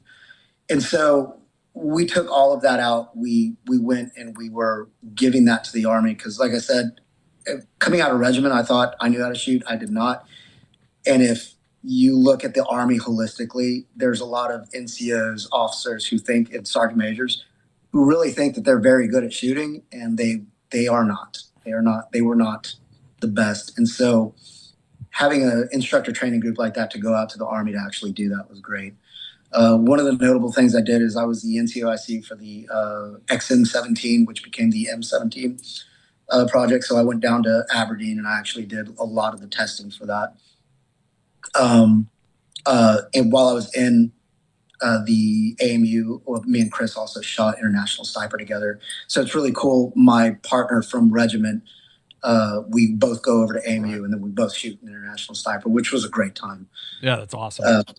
Yeah. So, but I really appreciate my time in AMU because that's where I learned to actually enjoy the craft of marksmanship. And then that actually carried me over into kind of the rest of my career. That's what I ended up teaching and being known for wherever I went. And how did that take place that you went from AMU to the SFAB? Went through some stuff personally, as most Rangers do. Sure. A marriage fell apart, and I'm from Texas, and so the closest place to Texas closest base to Texas is Fort Hood. So there's an SFAB standing up at Fort Hood, asked a favor, and they let me leave and come kind of to follow my family. So as soon as I got into that, it's actually a strange place because there's a lot of Rangers. There's a ton of Rangers there, not RFS Rangers. It's guys who are like, oh, hey, I need to get out to do something else. I need to go somewhere else and do for whatever reason they had. Ended up in there, in the SFAB, and started doing pretty much took control of a marksmanship program there, got a team, and started running that. And that's how I ended up in the European deployment. Do you want to tell folks out there what the SFAB was? So the SFAB is pretty much a security forces Advisory battalion? Yeah, advisory battalion. So we would go to partner forces and we would advise them on how to do it. So they're really big into troop leading procedures, operations procedures. We were teaching at first, I think it started when it first got kicked off. Guys were doing low level tactics, almost like an SF job without having been SF. Right. But then they kind of started taking, when I got there, it was more strategic level. So it was battalion and brigade up. For the partner forces. So teaching like their guys staff. How to move formations, how to actually be able to get your equipment and sustainment out to that. That was one of the big things. They would send you to sustainment courses, and they had for each operation, for each level and operation, we had a counterpart for it. So whether that be intelligence, so each part of the operations order, we would have, like, we had an intelligence guy, we had a sustainment guy, we had a command and control guy, we had a maneuver. And so they would take people from each part of the Army who were subject matter experts in that, and then they would put them in those positions to be able to advise other units. So essentially it was taking, I don't want to say it was taking work from SF, but it was taking the strategic level work from it. So now they wouldn't have to put people strategically in their commands. There could be this overarching, and it wasn't for, I think special forces kind of had their thing in a special operations mindset. This was we were a big Army mindset. We were like, hey, like, this is how you put an army together. There's another organization, I believe it's called SMATCO. Does that ring any bells? Yeah. Did you guys dovetail with them at all? We ran around with them, but we never really worked with them, but we would be in common places. Because those are like, as I recall, that organization would have like, here's our expert on the Bradley fighting vehicle, and they'd send them to like a country like Ukraine and be like, teach these guys how to do that. Yeah, so, and that's what I said, is I think you're starting to take it down more. We were more into the operations. So like when we would set guys over, it was just like, hey, here's how to conduct a defense. Gotcha. Like, this is how we do defense. This is how we do offense. This is how we do route reconnaissance. And we would take that and we would have our, whoever our counterpart was, we would be training them on that portion of it. So generally your maneuver guy was a infantry guy. Generally your sustainment guy was somebody who did sustainment at whatever brigade he was at. He did a high level brigade operation. So it's that's where we were going. I know that's where SFAB was going with it. I think they're kind of coming away from that now, though. I know they're closing down a lot of them. But when you were there, you were the sniper SME, I take it. So they had neat stuff that was going on. They got requests for things that were going on, and so I was a sniper. I'd done all the stuff, and as much as I was that, I'd done a lot of shooting too. It was funny because when I got sent over there, I competed in the European Best Warrior while I was there. So they actually pulled me out to go to Germany to do European Best Warrior. So I do European Best Warrior there, but I'm not allowed to win it, which was funny. They actually told you that? They did. They told me, there's like, hey, you're competing, but this is more for us to get our name out there and not for you to, like, you can't specifically win because you have to be the European Best Warrior has to be in a unit that's currently stationed, like home stationed in Europe. So I go there and I do the whole dance, which was fun, but like I got top shot and I did really well in combatives, and I got the top shot out of the thing. It was out of the competition. It was funny because when they were giving the award, they were like, hey, no surprise here. Sergeant First Class Saucedo blew y'all out of the water with the shooting. And so it was funny because during the qual, I was really cocky at that point in time because I knew I was winning. I got down and they have this known distance range with an M4 and it's iron sights M4. And so you have so many shots and I was knocking all of them down. I was just out there. I was just like, bam, down, hitting all of them. And I was like, this is super easy. Hit the last one out at 400. And as soon as I do it, I immediately like unload my rifle. I'm like, yeah. And the cadre looks down at me and he's like, target up. And I look out and I had like the last round I had ejected and the magazine's empty. I ejected this round. It falls on the floor. I look out and this pop just goes right up. This popper's right up there. And it's like, it's like 100-meter popper. I immediately reach down, grab the bullet, shove it in, put my finger in the magazine well, slam the bolt shut, and then fire from almost the shoulder position. I wasn't even on the stock. Thing goes down, and I immediately go, yeah, stand up in the. It was funny because the cadre was there. It's like, I've never seen anything like that. He was like, that was crazy. So, but you kicked ass the first couple of days, and then the last day you had to go get drunk off your ass and not show up, so that you lost the thing. Oh man, no! It was the road march. I didn't prepare at all for it, so I came in top of the pack, but not first. But so they did. I'll give it to them. Like the way they put this competition on was good. There was an unknown event at the end of the competition after the road march. We all knew that. So I was just like, man, it's probably going to be an O course or something weird like that. I was like, I can handle O course. Came in probably top middle of the pack. Not great, but not terrible. Like in true Ranger fashion, I'm kind of sprinting the whole time. And I got like short little legs because I'm a 375 Ranger and all of us are tiny. And so we get to the end, and as we're getting in, they had made us have a uniform on the very top of our ruck. So I get in, and they go, hey, go inside. As soon as you get in, it's immediate. It's like as soon as everybody gets in, they're like, go inside to the gym, get into that new uniform, and then you guys are going to line up underneath the stadium steps. And we're like, all right. So we go and do it real quick. They were like, they gave us something like 10 minutes to do. So we get dressed, we go out there. Well, as soon as we go out there, you walk out and they're introducing everybody, and there's a mat on there, and they've got shin guards and gloves, and it's a round robin combatives tournament, and it is you can kick, and it was fists. You could do fists to the body, and it was open hand slaps. And it was a European Best Warrior, so it was it was a little bit of everybody. There's females with us. 110-pound females, and it was a round robin fight. So we're going out there watching like a chick get picked up and hucked across this mat on one match, and then everybody had to fight each other. And it was right after a ruck march, and I was just like, I think it was like my third or fourth match. I was just like, I'll give it to them. This sucks. Like, this is rough. Like I'm so tired of fighting this guy. But it it was an experience. That was a really good experience. That whole deployment was a good experience.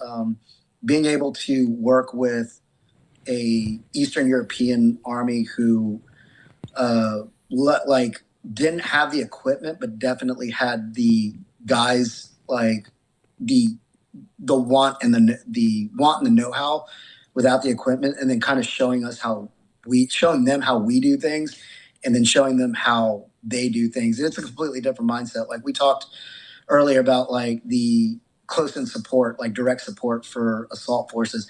That's not a thing to them. When they talk snipers, Eastern Europeans talk like old time. Yeah, we're shooting a Nazi general from the bell tower of a church.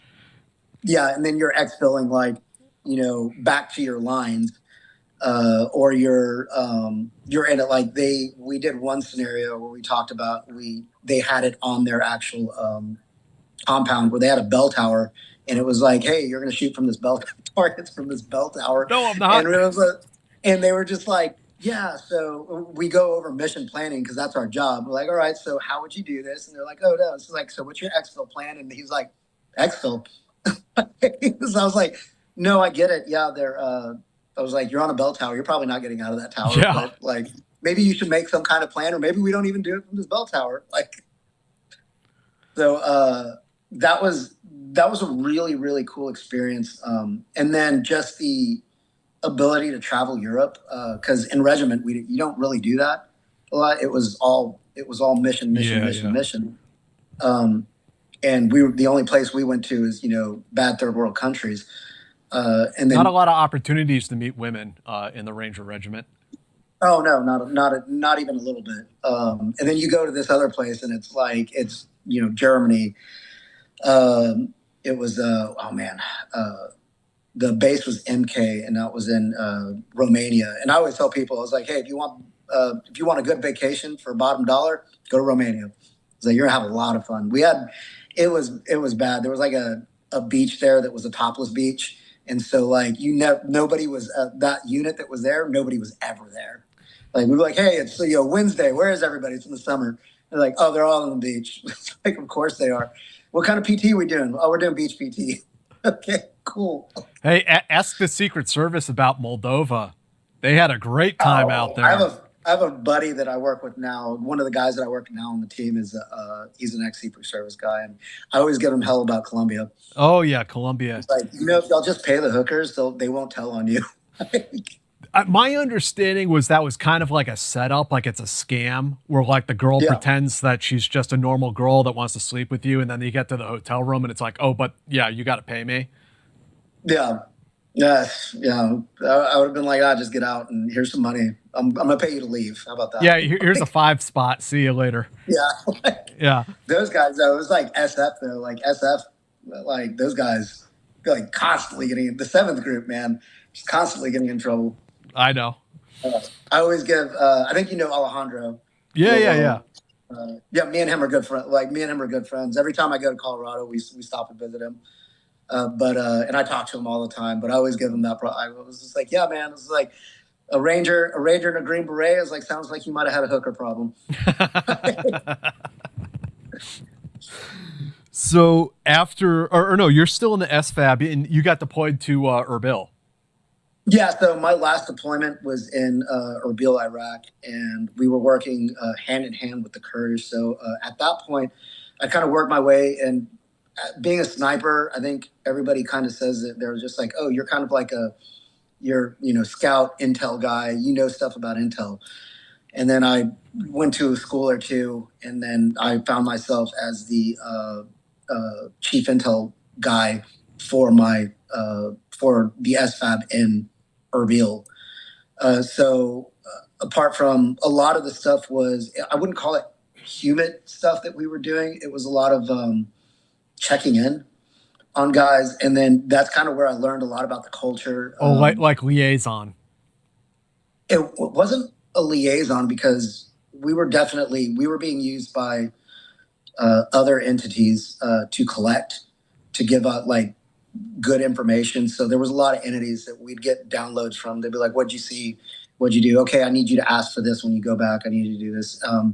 There was points where we were pretty much running sources just because we were very in with the Kurds. And so we talked a lot to them. And like I said, like we try, like as we are an army, we trust people to a point. But then we're also keeping tabs on everybody too. So that's a lot of what we were doing. So we had our side reports that we were writing, kind of collecting on other people, which was a super interesting job, especially for a Ranger, because I'm going out there and I'm just like, okay, like, we'd go and look at their storehouses. One of us would pair up, like peel off and go look at what they had. And then you compare it to numbers of what they actually said. And you'd be like, this dude just lying. And then not only is he lying, he's asking us for more stuff. And it was funny because one day I asked one of the our Kurdish counterparts, it's like, what are you getting ready for? I was like, you got enough. I was like, you got enough AT weapons in there to kickstart the next war. I was like, so what is it? And he was just like, oh, y'all are leaving soon.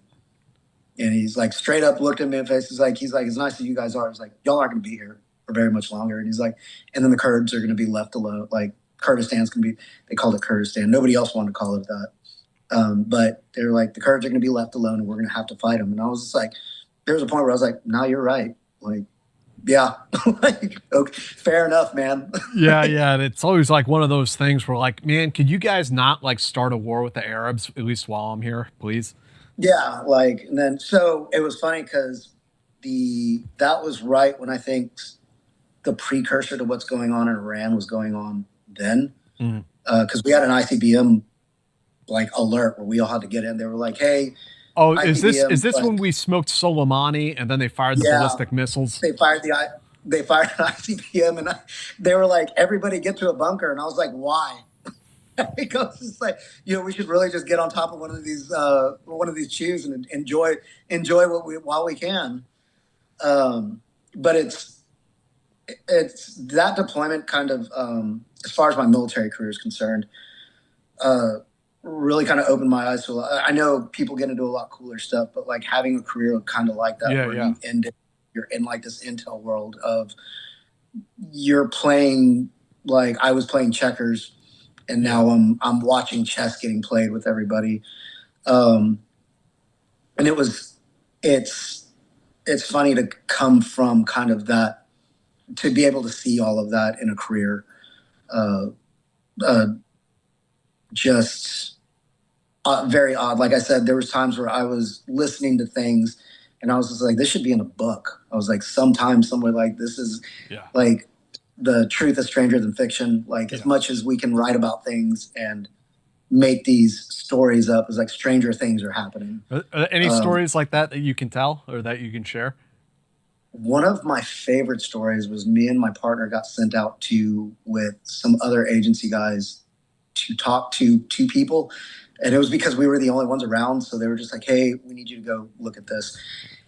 It ended up being two Russians that had stuffed their face full of, they were trying to get in. They had fake accents. They were trying to use fake accents, saying they were from Tennessee, but in a really bad way.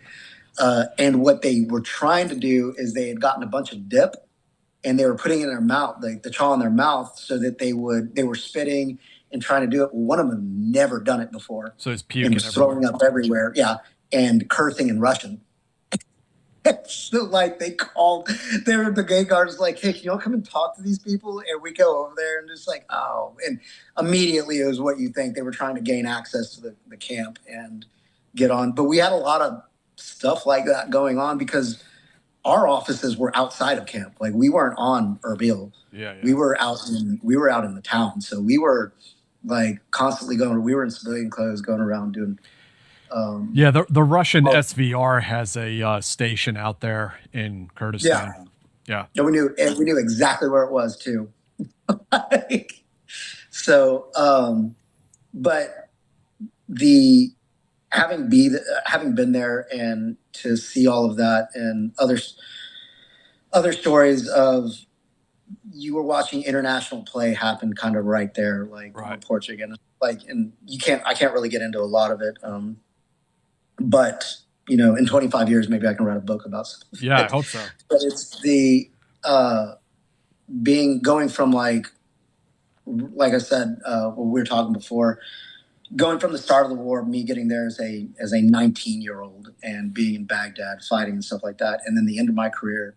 I think one of the times I was sitting on top of the one of the airfield, not bunkers, but we'd climbed up on top of the oh gosh, I'm trying to remember what it was. The hangars, and there was a group of us sitting there smoking cigars on a hangar, and I was just like, I didn't know at the time that was going to be my last deployment, but I knew I was coming towards the end.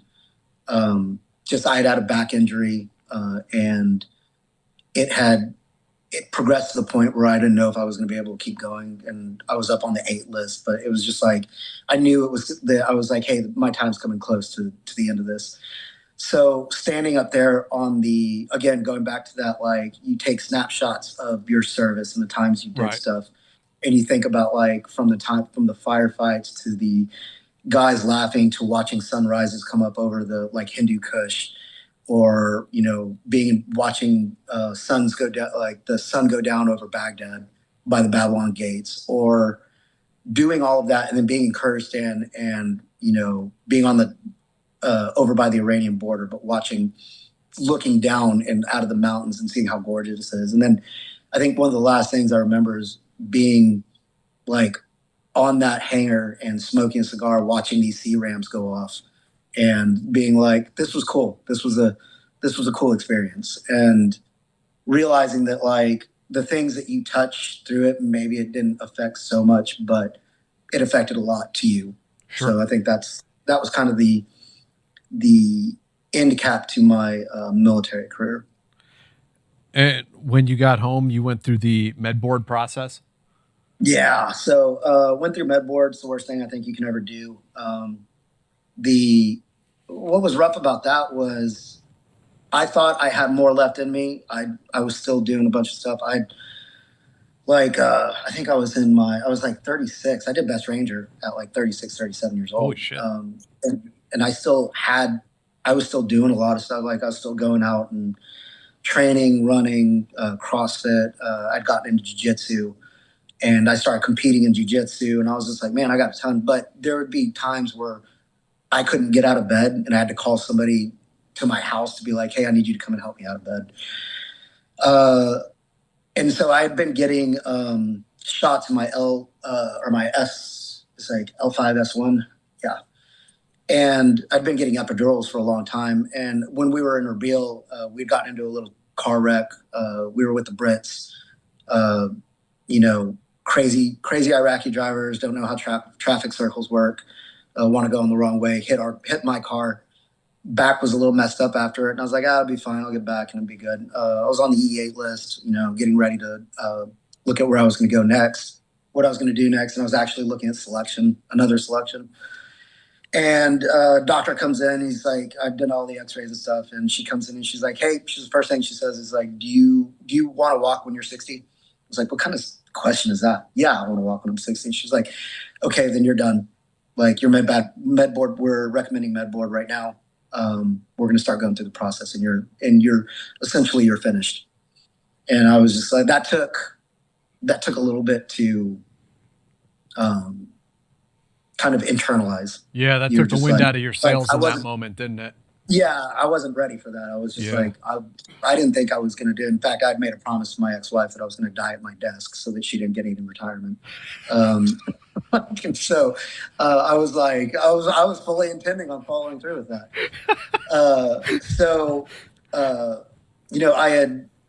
That had kind of taken me aback a little bit, but then at that point I had met somebody. She was in Dallas. And I was just like, I was over the moon for her. And so I was just like, okay, maybe this isn't too bad. Kind of started getting the feeling that I was on my way out, trying to make peace with it, and then started trying to like make those plans. But the Army makes it really hard to make plans for that. Yeah. So eventually they approved it. I got out. What I will say is the Army does need to do a better job in TAPS. The regiment does a fantastic job. I will say that. Regiment is, I think, and that's just because now I work a little bit with them, but the Ranger for Life program and the way they do it is so much better for Rangers in general. I didn't have that option at that point, or I had the option. I think there was a point in time where I was in a little bit of a denial. I was like, well, maybe this won't go through. And then it came to a point in time where it was just like, oh no, it's time for you to leave now. Like you're done. So med boarded out, started my transition. The transition's probably, like I said, one of the hardest things I've ever done in my life. I can see where guys just self-destruct at the end of it. You're coming from like me. I think I have 71 months deployed, 71 to 75 months deployed overseas. Holy shit. And that was like, you can't tell me that like at 19, like when my frontal lobe's not even really developed yet, at 19, this is the way of life I learned. And then at the end of it say, hey, thanks for playing. Talk to you later. Yeah. Good game. And then all of a sudden one day you find yourself in like, I'm not that thing anymore. I'm not Ranger. I'm not a Ranger. I'm not operating in austere environments anymore. There's no next deployment for me. And I think that's kind of what took a long time to, even when I got out. So I got out, I did the very private thing. I feel like when I got out, I did everything in 1 year. So I, like I said, met somebody I was over the moon for. We have a very, that's an interesting story. And that's something I'm writing about now because of how funny that was. But got married, moved, blended families, bought a house, all in that year that I got out of the like right before I got out of the Army and that got out of the Army. So that probably didn't help the situation any much more, but going through it and having to realize that wasn't me and then find a new purpose. So that was the hard part. And I mean, how did that come about? You mentioned to me that you worked in project management for like 6 months, and that helped teach you what you didn't want to do. Oh yeah, I don't recommend for men of our ilk and men of our stature, and I'm gonna say men of action. I don't recommend going to be a project manager. Like you got to kind of be dishonest to everybody. Everything's for the lowest bidder. And then like, you're like, yeah, this building may fall down, but like I got it done under budget. Yeah, we got a lot of that here in New York City. Oh God. Yeah. And so I hated it. I hated when I realized what it was. I was just like, this is not for me. And I would go to work and just dread it. I'd wake up and tell my wife, I was like, I don't want to go to work today. Like, I really don't. And then, learning that like nobody was going to yell at me if I didn't go to work was fun, because then I would just be like, you know what, I'm not going to work, and I don't have to give you a reason why. And so that was the funny part of the whole thing. And it was fun because I was working with one of my best friends, Anthony Wilstrom, who's a mentor in jiu-jitsu for me. And me and him kind of worked together a little bit too. And we had those conversations all the time. I was just like, what would happen if I just, broke my leg and didn't show up? And he's just like, you don't have to go that far. Just don't show up. So it got into that and really learned that that's not where I wanted to be or what I wanted to do. I wanted a little bit more purpose in my life. So kicked around being a cop, talked to my dad, he retired Dallas police officer, and he's like, don't be a cop right now. He's like, it's rough. He's like, and you stand a good chance of going to jail, like more than anybody else just because of our service. Talked to some other guys, and it's like, I think especially coming from where we came from, violence is a thing that we do well, and it's our spoken language. And so with normal beat cops, that's something that they have to learn over time. When you put a guy like us in it and we already know it, our threshold for I'm going to kill you is so much lower. And so when that threshold is lower, I think we don't understand why, like this guy pulls out a knife and I blast him, like, but I did it like I shot him 20 times instead of like the cursory 3 or 4. And it was just like, yeah, like, you don't comply and the nightstick is coming out, bro. Yeah, like it's that, or like, ooh, a fight. Like, I'm into this. So it was funny because my dad was just like, hey, maybe that's not something you want to get into right now. And honestly, I still kick that around a little bit. My wife is in law enforcement. She's in federal law enforcement. And so, she's always the one kind of telling me, she's like, yeah, maybe not that. Maybe we don't get sued this month. So learning that though from the project management point and then trying to figure out what I wanted to do, I got really lucky and stumbled into what I'm doing now. And so essentially, that is, I work for Allegiance Project Security, and it is a security company that takes veterans and we try to put them into schools and churches,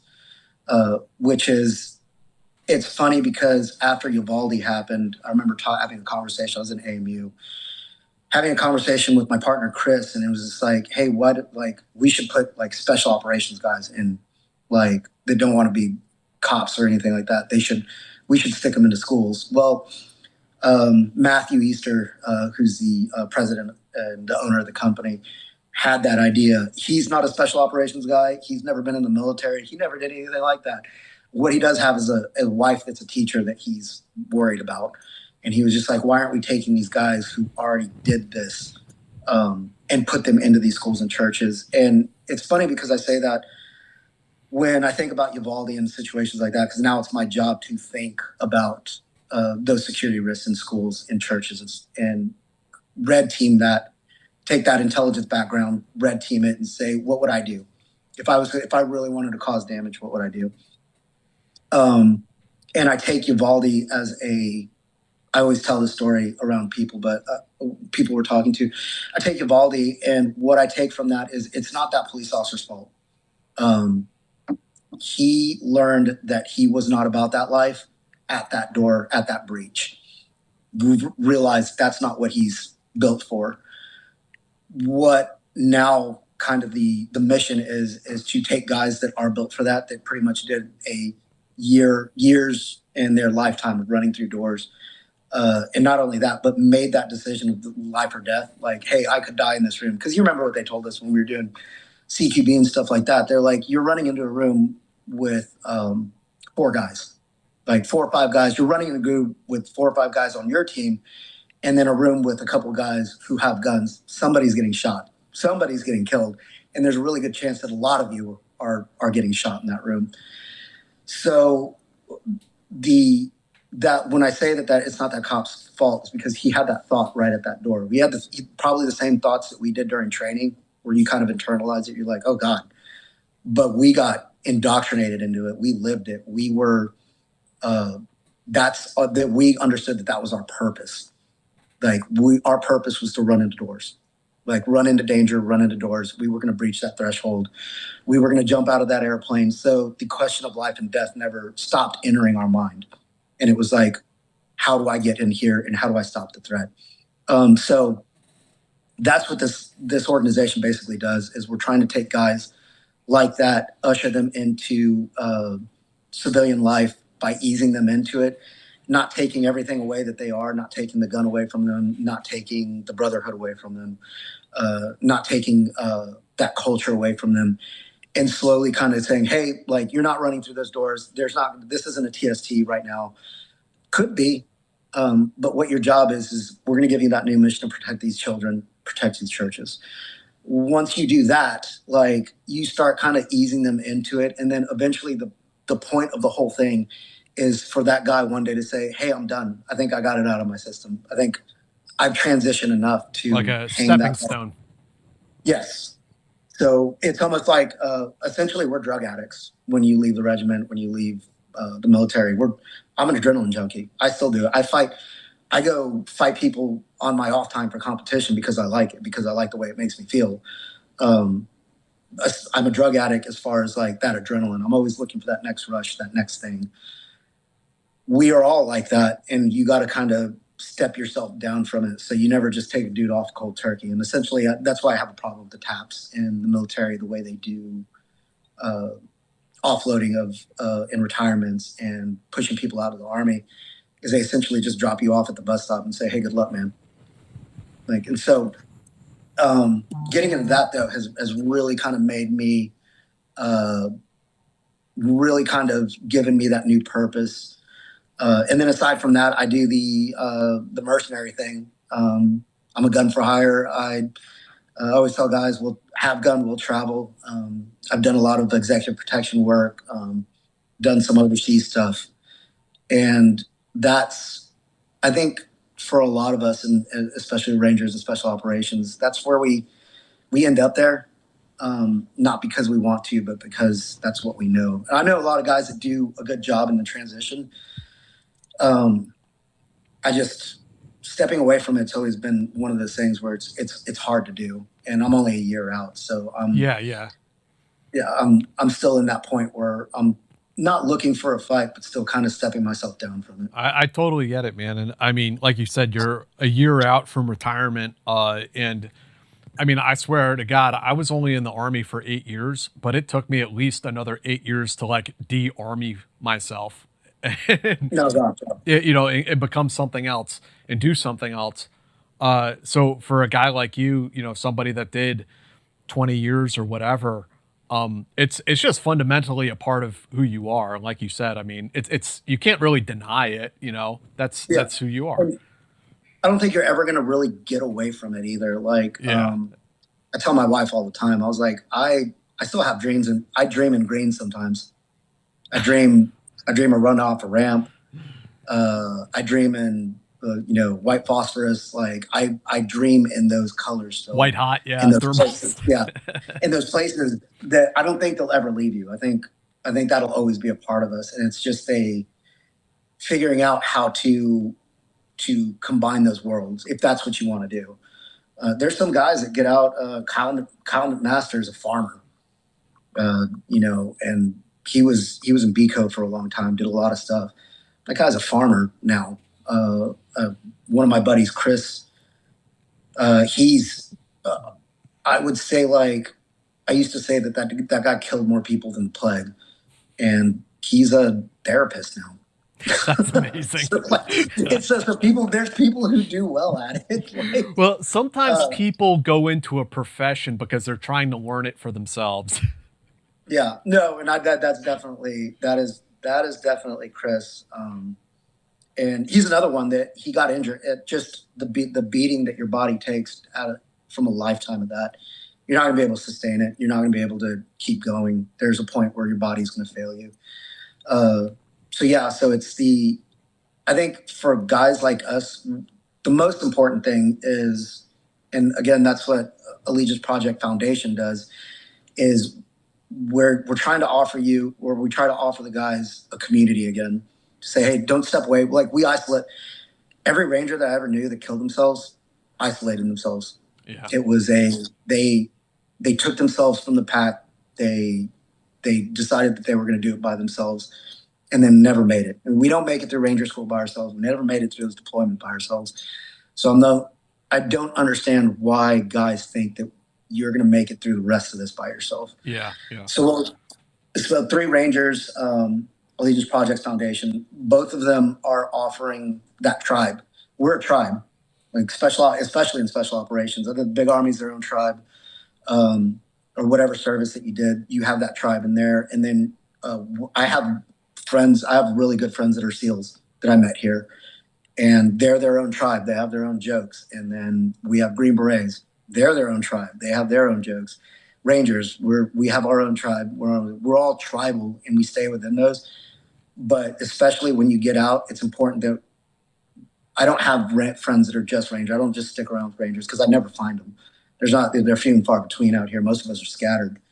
I have friends that are SEALs, and we sit around and we talk about everything, anything. So finding organizations, that's, I think, one of the biggest things that's helped me is fine, because I was in a deep, dark hole too. My wife, God bless her, she married me, and probably at the worst, the furthest down I could be at that point. And so, but finding those communities, getting with your tribe, find your tribe, find the other special operations guys, and then fight off the drop zone together, which is now life. And then the other thing too is that like a lot of these guys, I don't know what it is. We get divorced like it's going out of style. Just maybe that's the Ranger way. But realize that like you've made mistakes in your life, and to find that person, like I said, my wife, I met her. This is actually a really funny story and something I'm writing about. But we met on Hinge, and I'm not afraid to say that. Like I was getting out, kind of knew I was coming back to Dallas, so I get on Hinge. We get on Hinge and we meet each other. And it's funny because at the time I was still working kind of some of the intel piece, and her Hinge profile said it said like law or something like that. I didn't know what that meant. And so we start meeting, we start talking, and through conversations, we're not being 100% open with what we are, but you can kind of tell. And so I go to the first date, hug her, realize that there's a gun on her. And so when I hug her, She brought I'm a like, gun oh, to the date. I was like, there's a gun. I was like, there's a gun. I was like, maybe it's just Super 2A or something. And so like, I was like, this is Dallas, maybe. And so we sit down and we start talking, and I start realizing from training, I'm in an interrogation. Like it is going exactly interrogation. I'm in danger. Like, yeah, it's immediately this like, oh no, like who is she? What is this? What have I gotten myself into? And so I start going through your usual, like what they train you. You start answering with one words, asking like certain like if you're going to ask questions, you're asking questions, and then if they say anything, it's deny, make counter accusations. It's like, no, you're gorgeous. Yeah, you're ready to karate chop her in the neck and run. Yeah. I'm like sitting there looking at exits, being like, all right, so how am I getting out of here? I was like, because she's definitely armed. And so through the course of this date, we're kind of very subversive. And during the speaking to each other, just texting. Meanwhile, I don't know that later on, I find out behind the scenes, like an entire dossier is getting made about me. She's like open sourcing me. She's looking up all this stuff. She's found a video that I had made in AMU like years before about teaching. And so we start going through this song and dance, and there's a point where at the end of it, I was just like, I think you're something else. And she was just like, I think you're something else. And I was like, I am in the Army. I was like, I work intel stuff. And I was like, I'm a Ranger. I was a Ranger. And she goes, and she just comes out with it. She's like, oh yeah, I'm federal law enforcement. So then that starts the whole thing where we kind of have grown in that, where I did all that. I made a mistake one time where we were talking, and I hadn't sent her this picture. Showed up late. It was at Halloween, and I was like, "Oh, I'm a Navy SEAL," and apparently, so many Navy SEAls have said that they're Navy SEAls here and as far as dating is concerned, that she was just like, "Oh yeah, another Navy SEAL. Go great." That joke that there's 1,000 Navy SEAls, and I've met all 7,000 of them. So she kind of went through that, almost dropped me off the app, but it's kind of cool because I found somebody who understands the work, understands me. And then we actually started, she's a firearms instructor too. And so we actually trained together.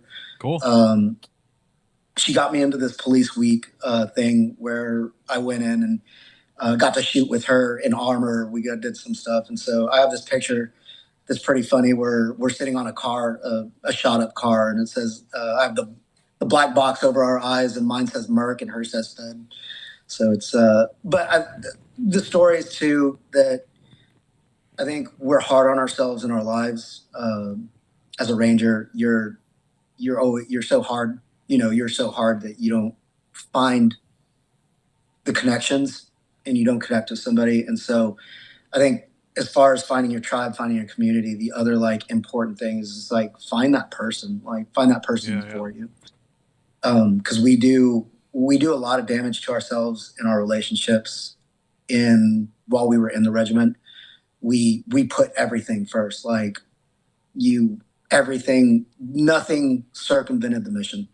You wanted to go on that next deployment. You wanted to do the next thing. And to survive all of that, you had to put your family on the back burner. So once guys get out, they still get in that mindset. And it's like, hey, you don't have to ruin everything now. You can go be happy. So I really think out of all the friends that I've seen that have Rangers, that have taken their lives, those are the two key components that I think they need to realize, and reach out and actually say, hey, I'm going to give life a try now. That happened. And so that's like such a, like when we say it out loud, it's such an odd thing to say, but it's totally true that, you know, you have to give yourself permission to enjoy life and to find something that you like. You know, it's beyond, you know, that sense of duty, but something for yourself. Yeah.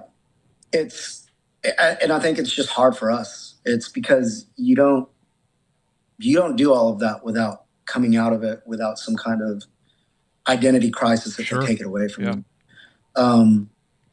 It's just it's so ingrained in us, everything. Like if you think back to like anything we did in the regiment, it's funny because I laugh about it's so indoctrinated in us, and anything in the regiment, we sing songs about us.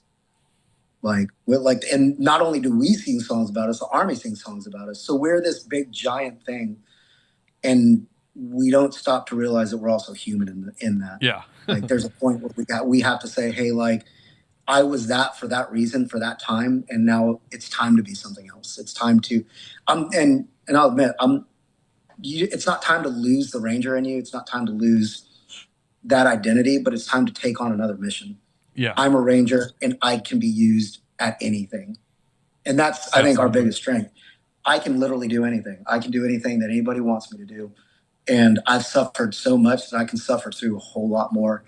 But that gives us a unique skill set in this world now, where now you are probably more driven than 99.9% of society. Absolutely. And then all you have to do is go out and find that thing. So yeah. Louis, tell us where people can go to find what is it? Alliance and Three Ranger. So Three Rangers Foundation is the one. You can go to threerangersfoundation.org. .org. Yeah.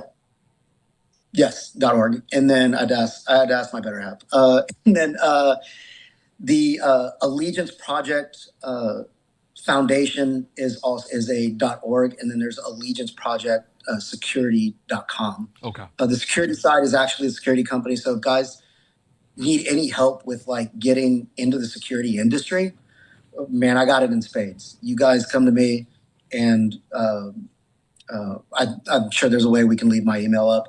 Email me, talk to me.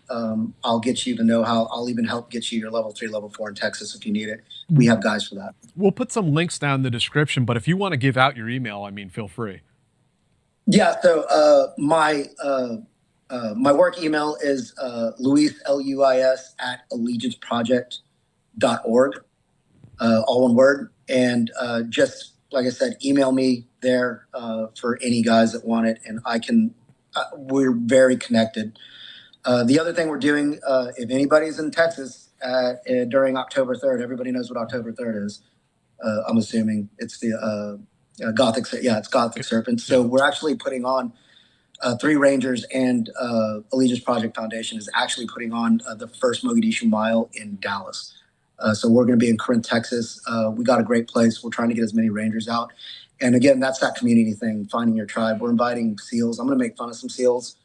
I'll be like, hey, do you need me to carry you out of here? Like, do we get to the halfway point and you want me to carry you back? Like, how are we doing this? Don't get on a ridge or anything.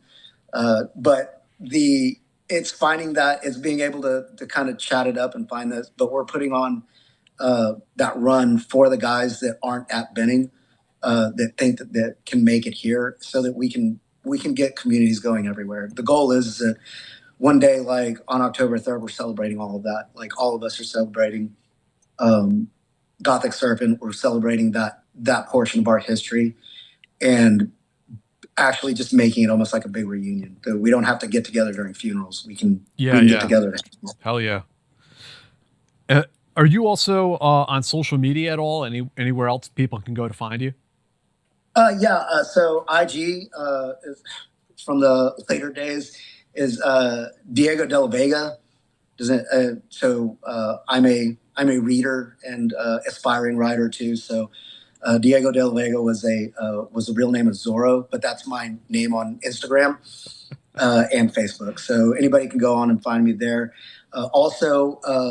We run a training company, Sand Strategic. Uh, and that's on IG too. And you guys, I can answer there too. And if anybody's in Texas and just wants to come out and shoot, that'd be awesome.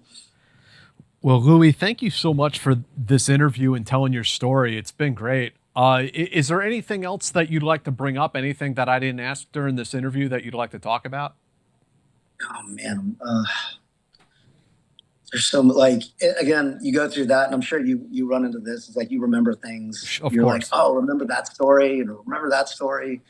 Um, I'm sure I'll be sitting around one day, and I'll be like, oh, I could have said this and this, X, Y, and Z, or I could have gone through something else. But It's okay. You come here to the studio if you're ever coming through New York City, and we'll smoke some cigars and we'll tell the other stories. I saw you were smoking cigars. I'm a big fan of cigars too. I smoke a lot of them. I smoke them out back because my wife hates the smell. I have to come in and shower if I do it, which was great because when we were dating, she takes me 2 months into dating. My now wife says, "Hey, you want to go to Vegas?" And I was like, "Yeah, what for?" I've never been to Vegas, but sure. And she goes, "Oh, we're going to go to SHOT Show." I was like, "This is like 2 months into dating," and I was just like, "I'm gonna marry you." So the cursory thing is 2 months into dating, you don't know a lot about each other other than you like each other. So I don't know some things, and I was just like, "Oh man, I really want to go to a cigar bar in Vegas." And so she's like, "Yeah, let's go." Little did I know that she was in the bathroom, like snorting a Zyrtec because she's extremely allergic to cigars. And then we go into the cigar bar and like, she's a champ about it. Like, I didn't realize it until like a year later where she told me, she's like, "Yeah, I'm super allergic to cigars." Yeah, there's like 30 people in there puffing away. Oh yeah. She was a champ too. When I was deployed, she goes to every month she would go over to this place with Cigar Internationals, and she would get the cigars I like, and she'd buy them in boxes and then ship them over to Iraq. Bless her soul. Do what? Bless her soul. Oh yeah, no, she fantastic. I realized that I was getting married real quick, but it was funny because she ended up winning a Drew Estates humidor.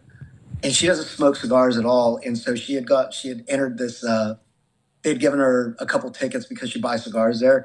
And they call her and they're like, "Oh, you won this." And she said she was walking out of there, she was like, "I almost got jumped."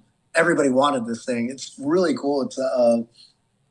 It's if you do any of the Drew Estate stuff, they got the Deadwood series, and it's all the old Deadwood hookers, basically. And but the humidor that she got I think it holds like 240 cigars, but it's Spanish wood and it's in the shape of a coffin. I have seen those, yes. Yeah. So she won that, and like she doesn't smoke. They were just like, "Oh, do you smoke cigars?" She's like, "No, it's for my boyfriend." That's awesome. So super cool. But yeah. Well, I'm going to go and check out Drew Estate humidors. Well, Louis, thanks again, man. Really appreciate it. Yeah, thank you. I really appreciate the time, guys, to be able to tell my story and really to get them kind of the reliving of the mission of Rangers and helping out my tribe, because I owe everything to the Ranger Regiment. And then the other thing is like being able to get that message out of helping the guys at the end of it. Yeah. Like we should all be able to tell our stories, tell how we got there, the times we got to look at things, the hurts, the pains, whatever it is. And then at the end of it, say, because of that, I'm this. And I hope that everybody like you're like a writer, which amazing. Like I want to do writing too. I don't think I'm as articulate as I could be. It's a skill. It's a learnable skill like anything else. Yeah. I promise you. But I think being able to get the message out there that we are Rangers, but that means that we can do anything.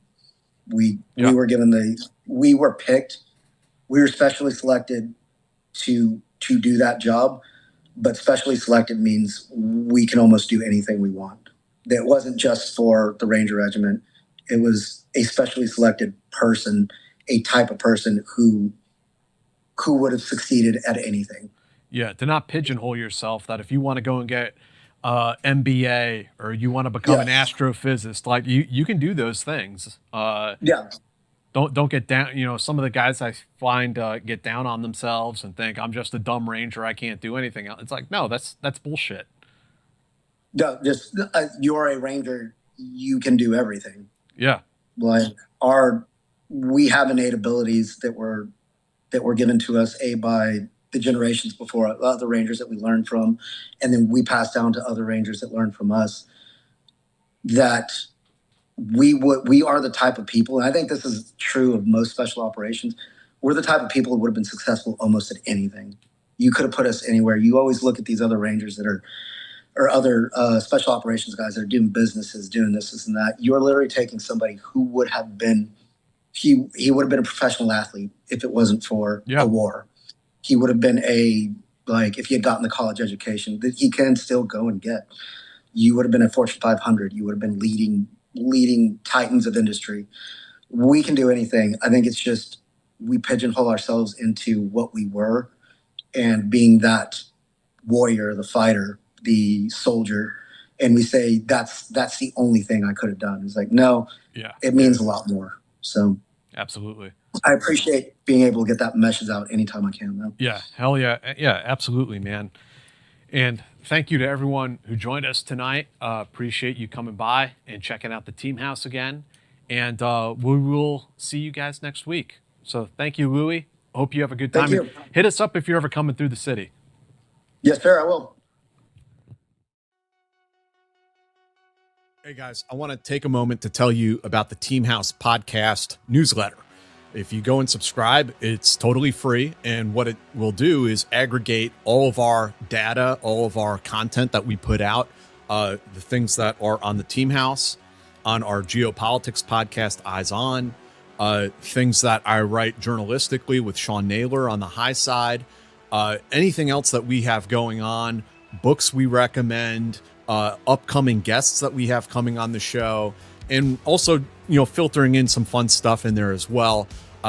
If you'll go and check it out, we send it out just once a week. We don't want to spam you guys. It's just a kind of roll up of all of our content on a weekly basis. You can find our newsletter at teamhousepodcast.kit.com/join. Again, the website for that is teamhousepodcast.kit.com/join. So we hope to see you there. The link will be down in the description.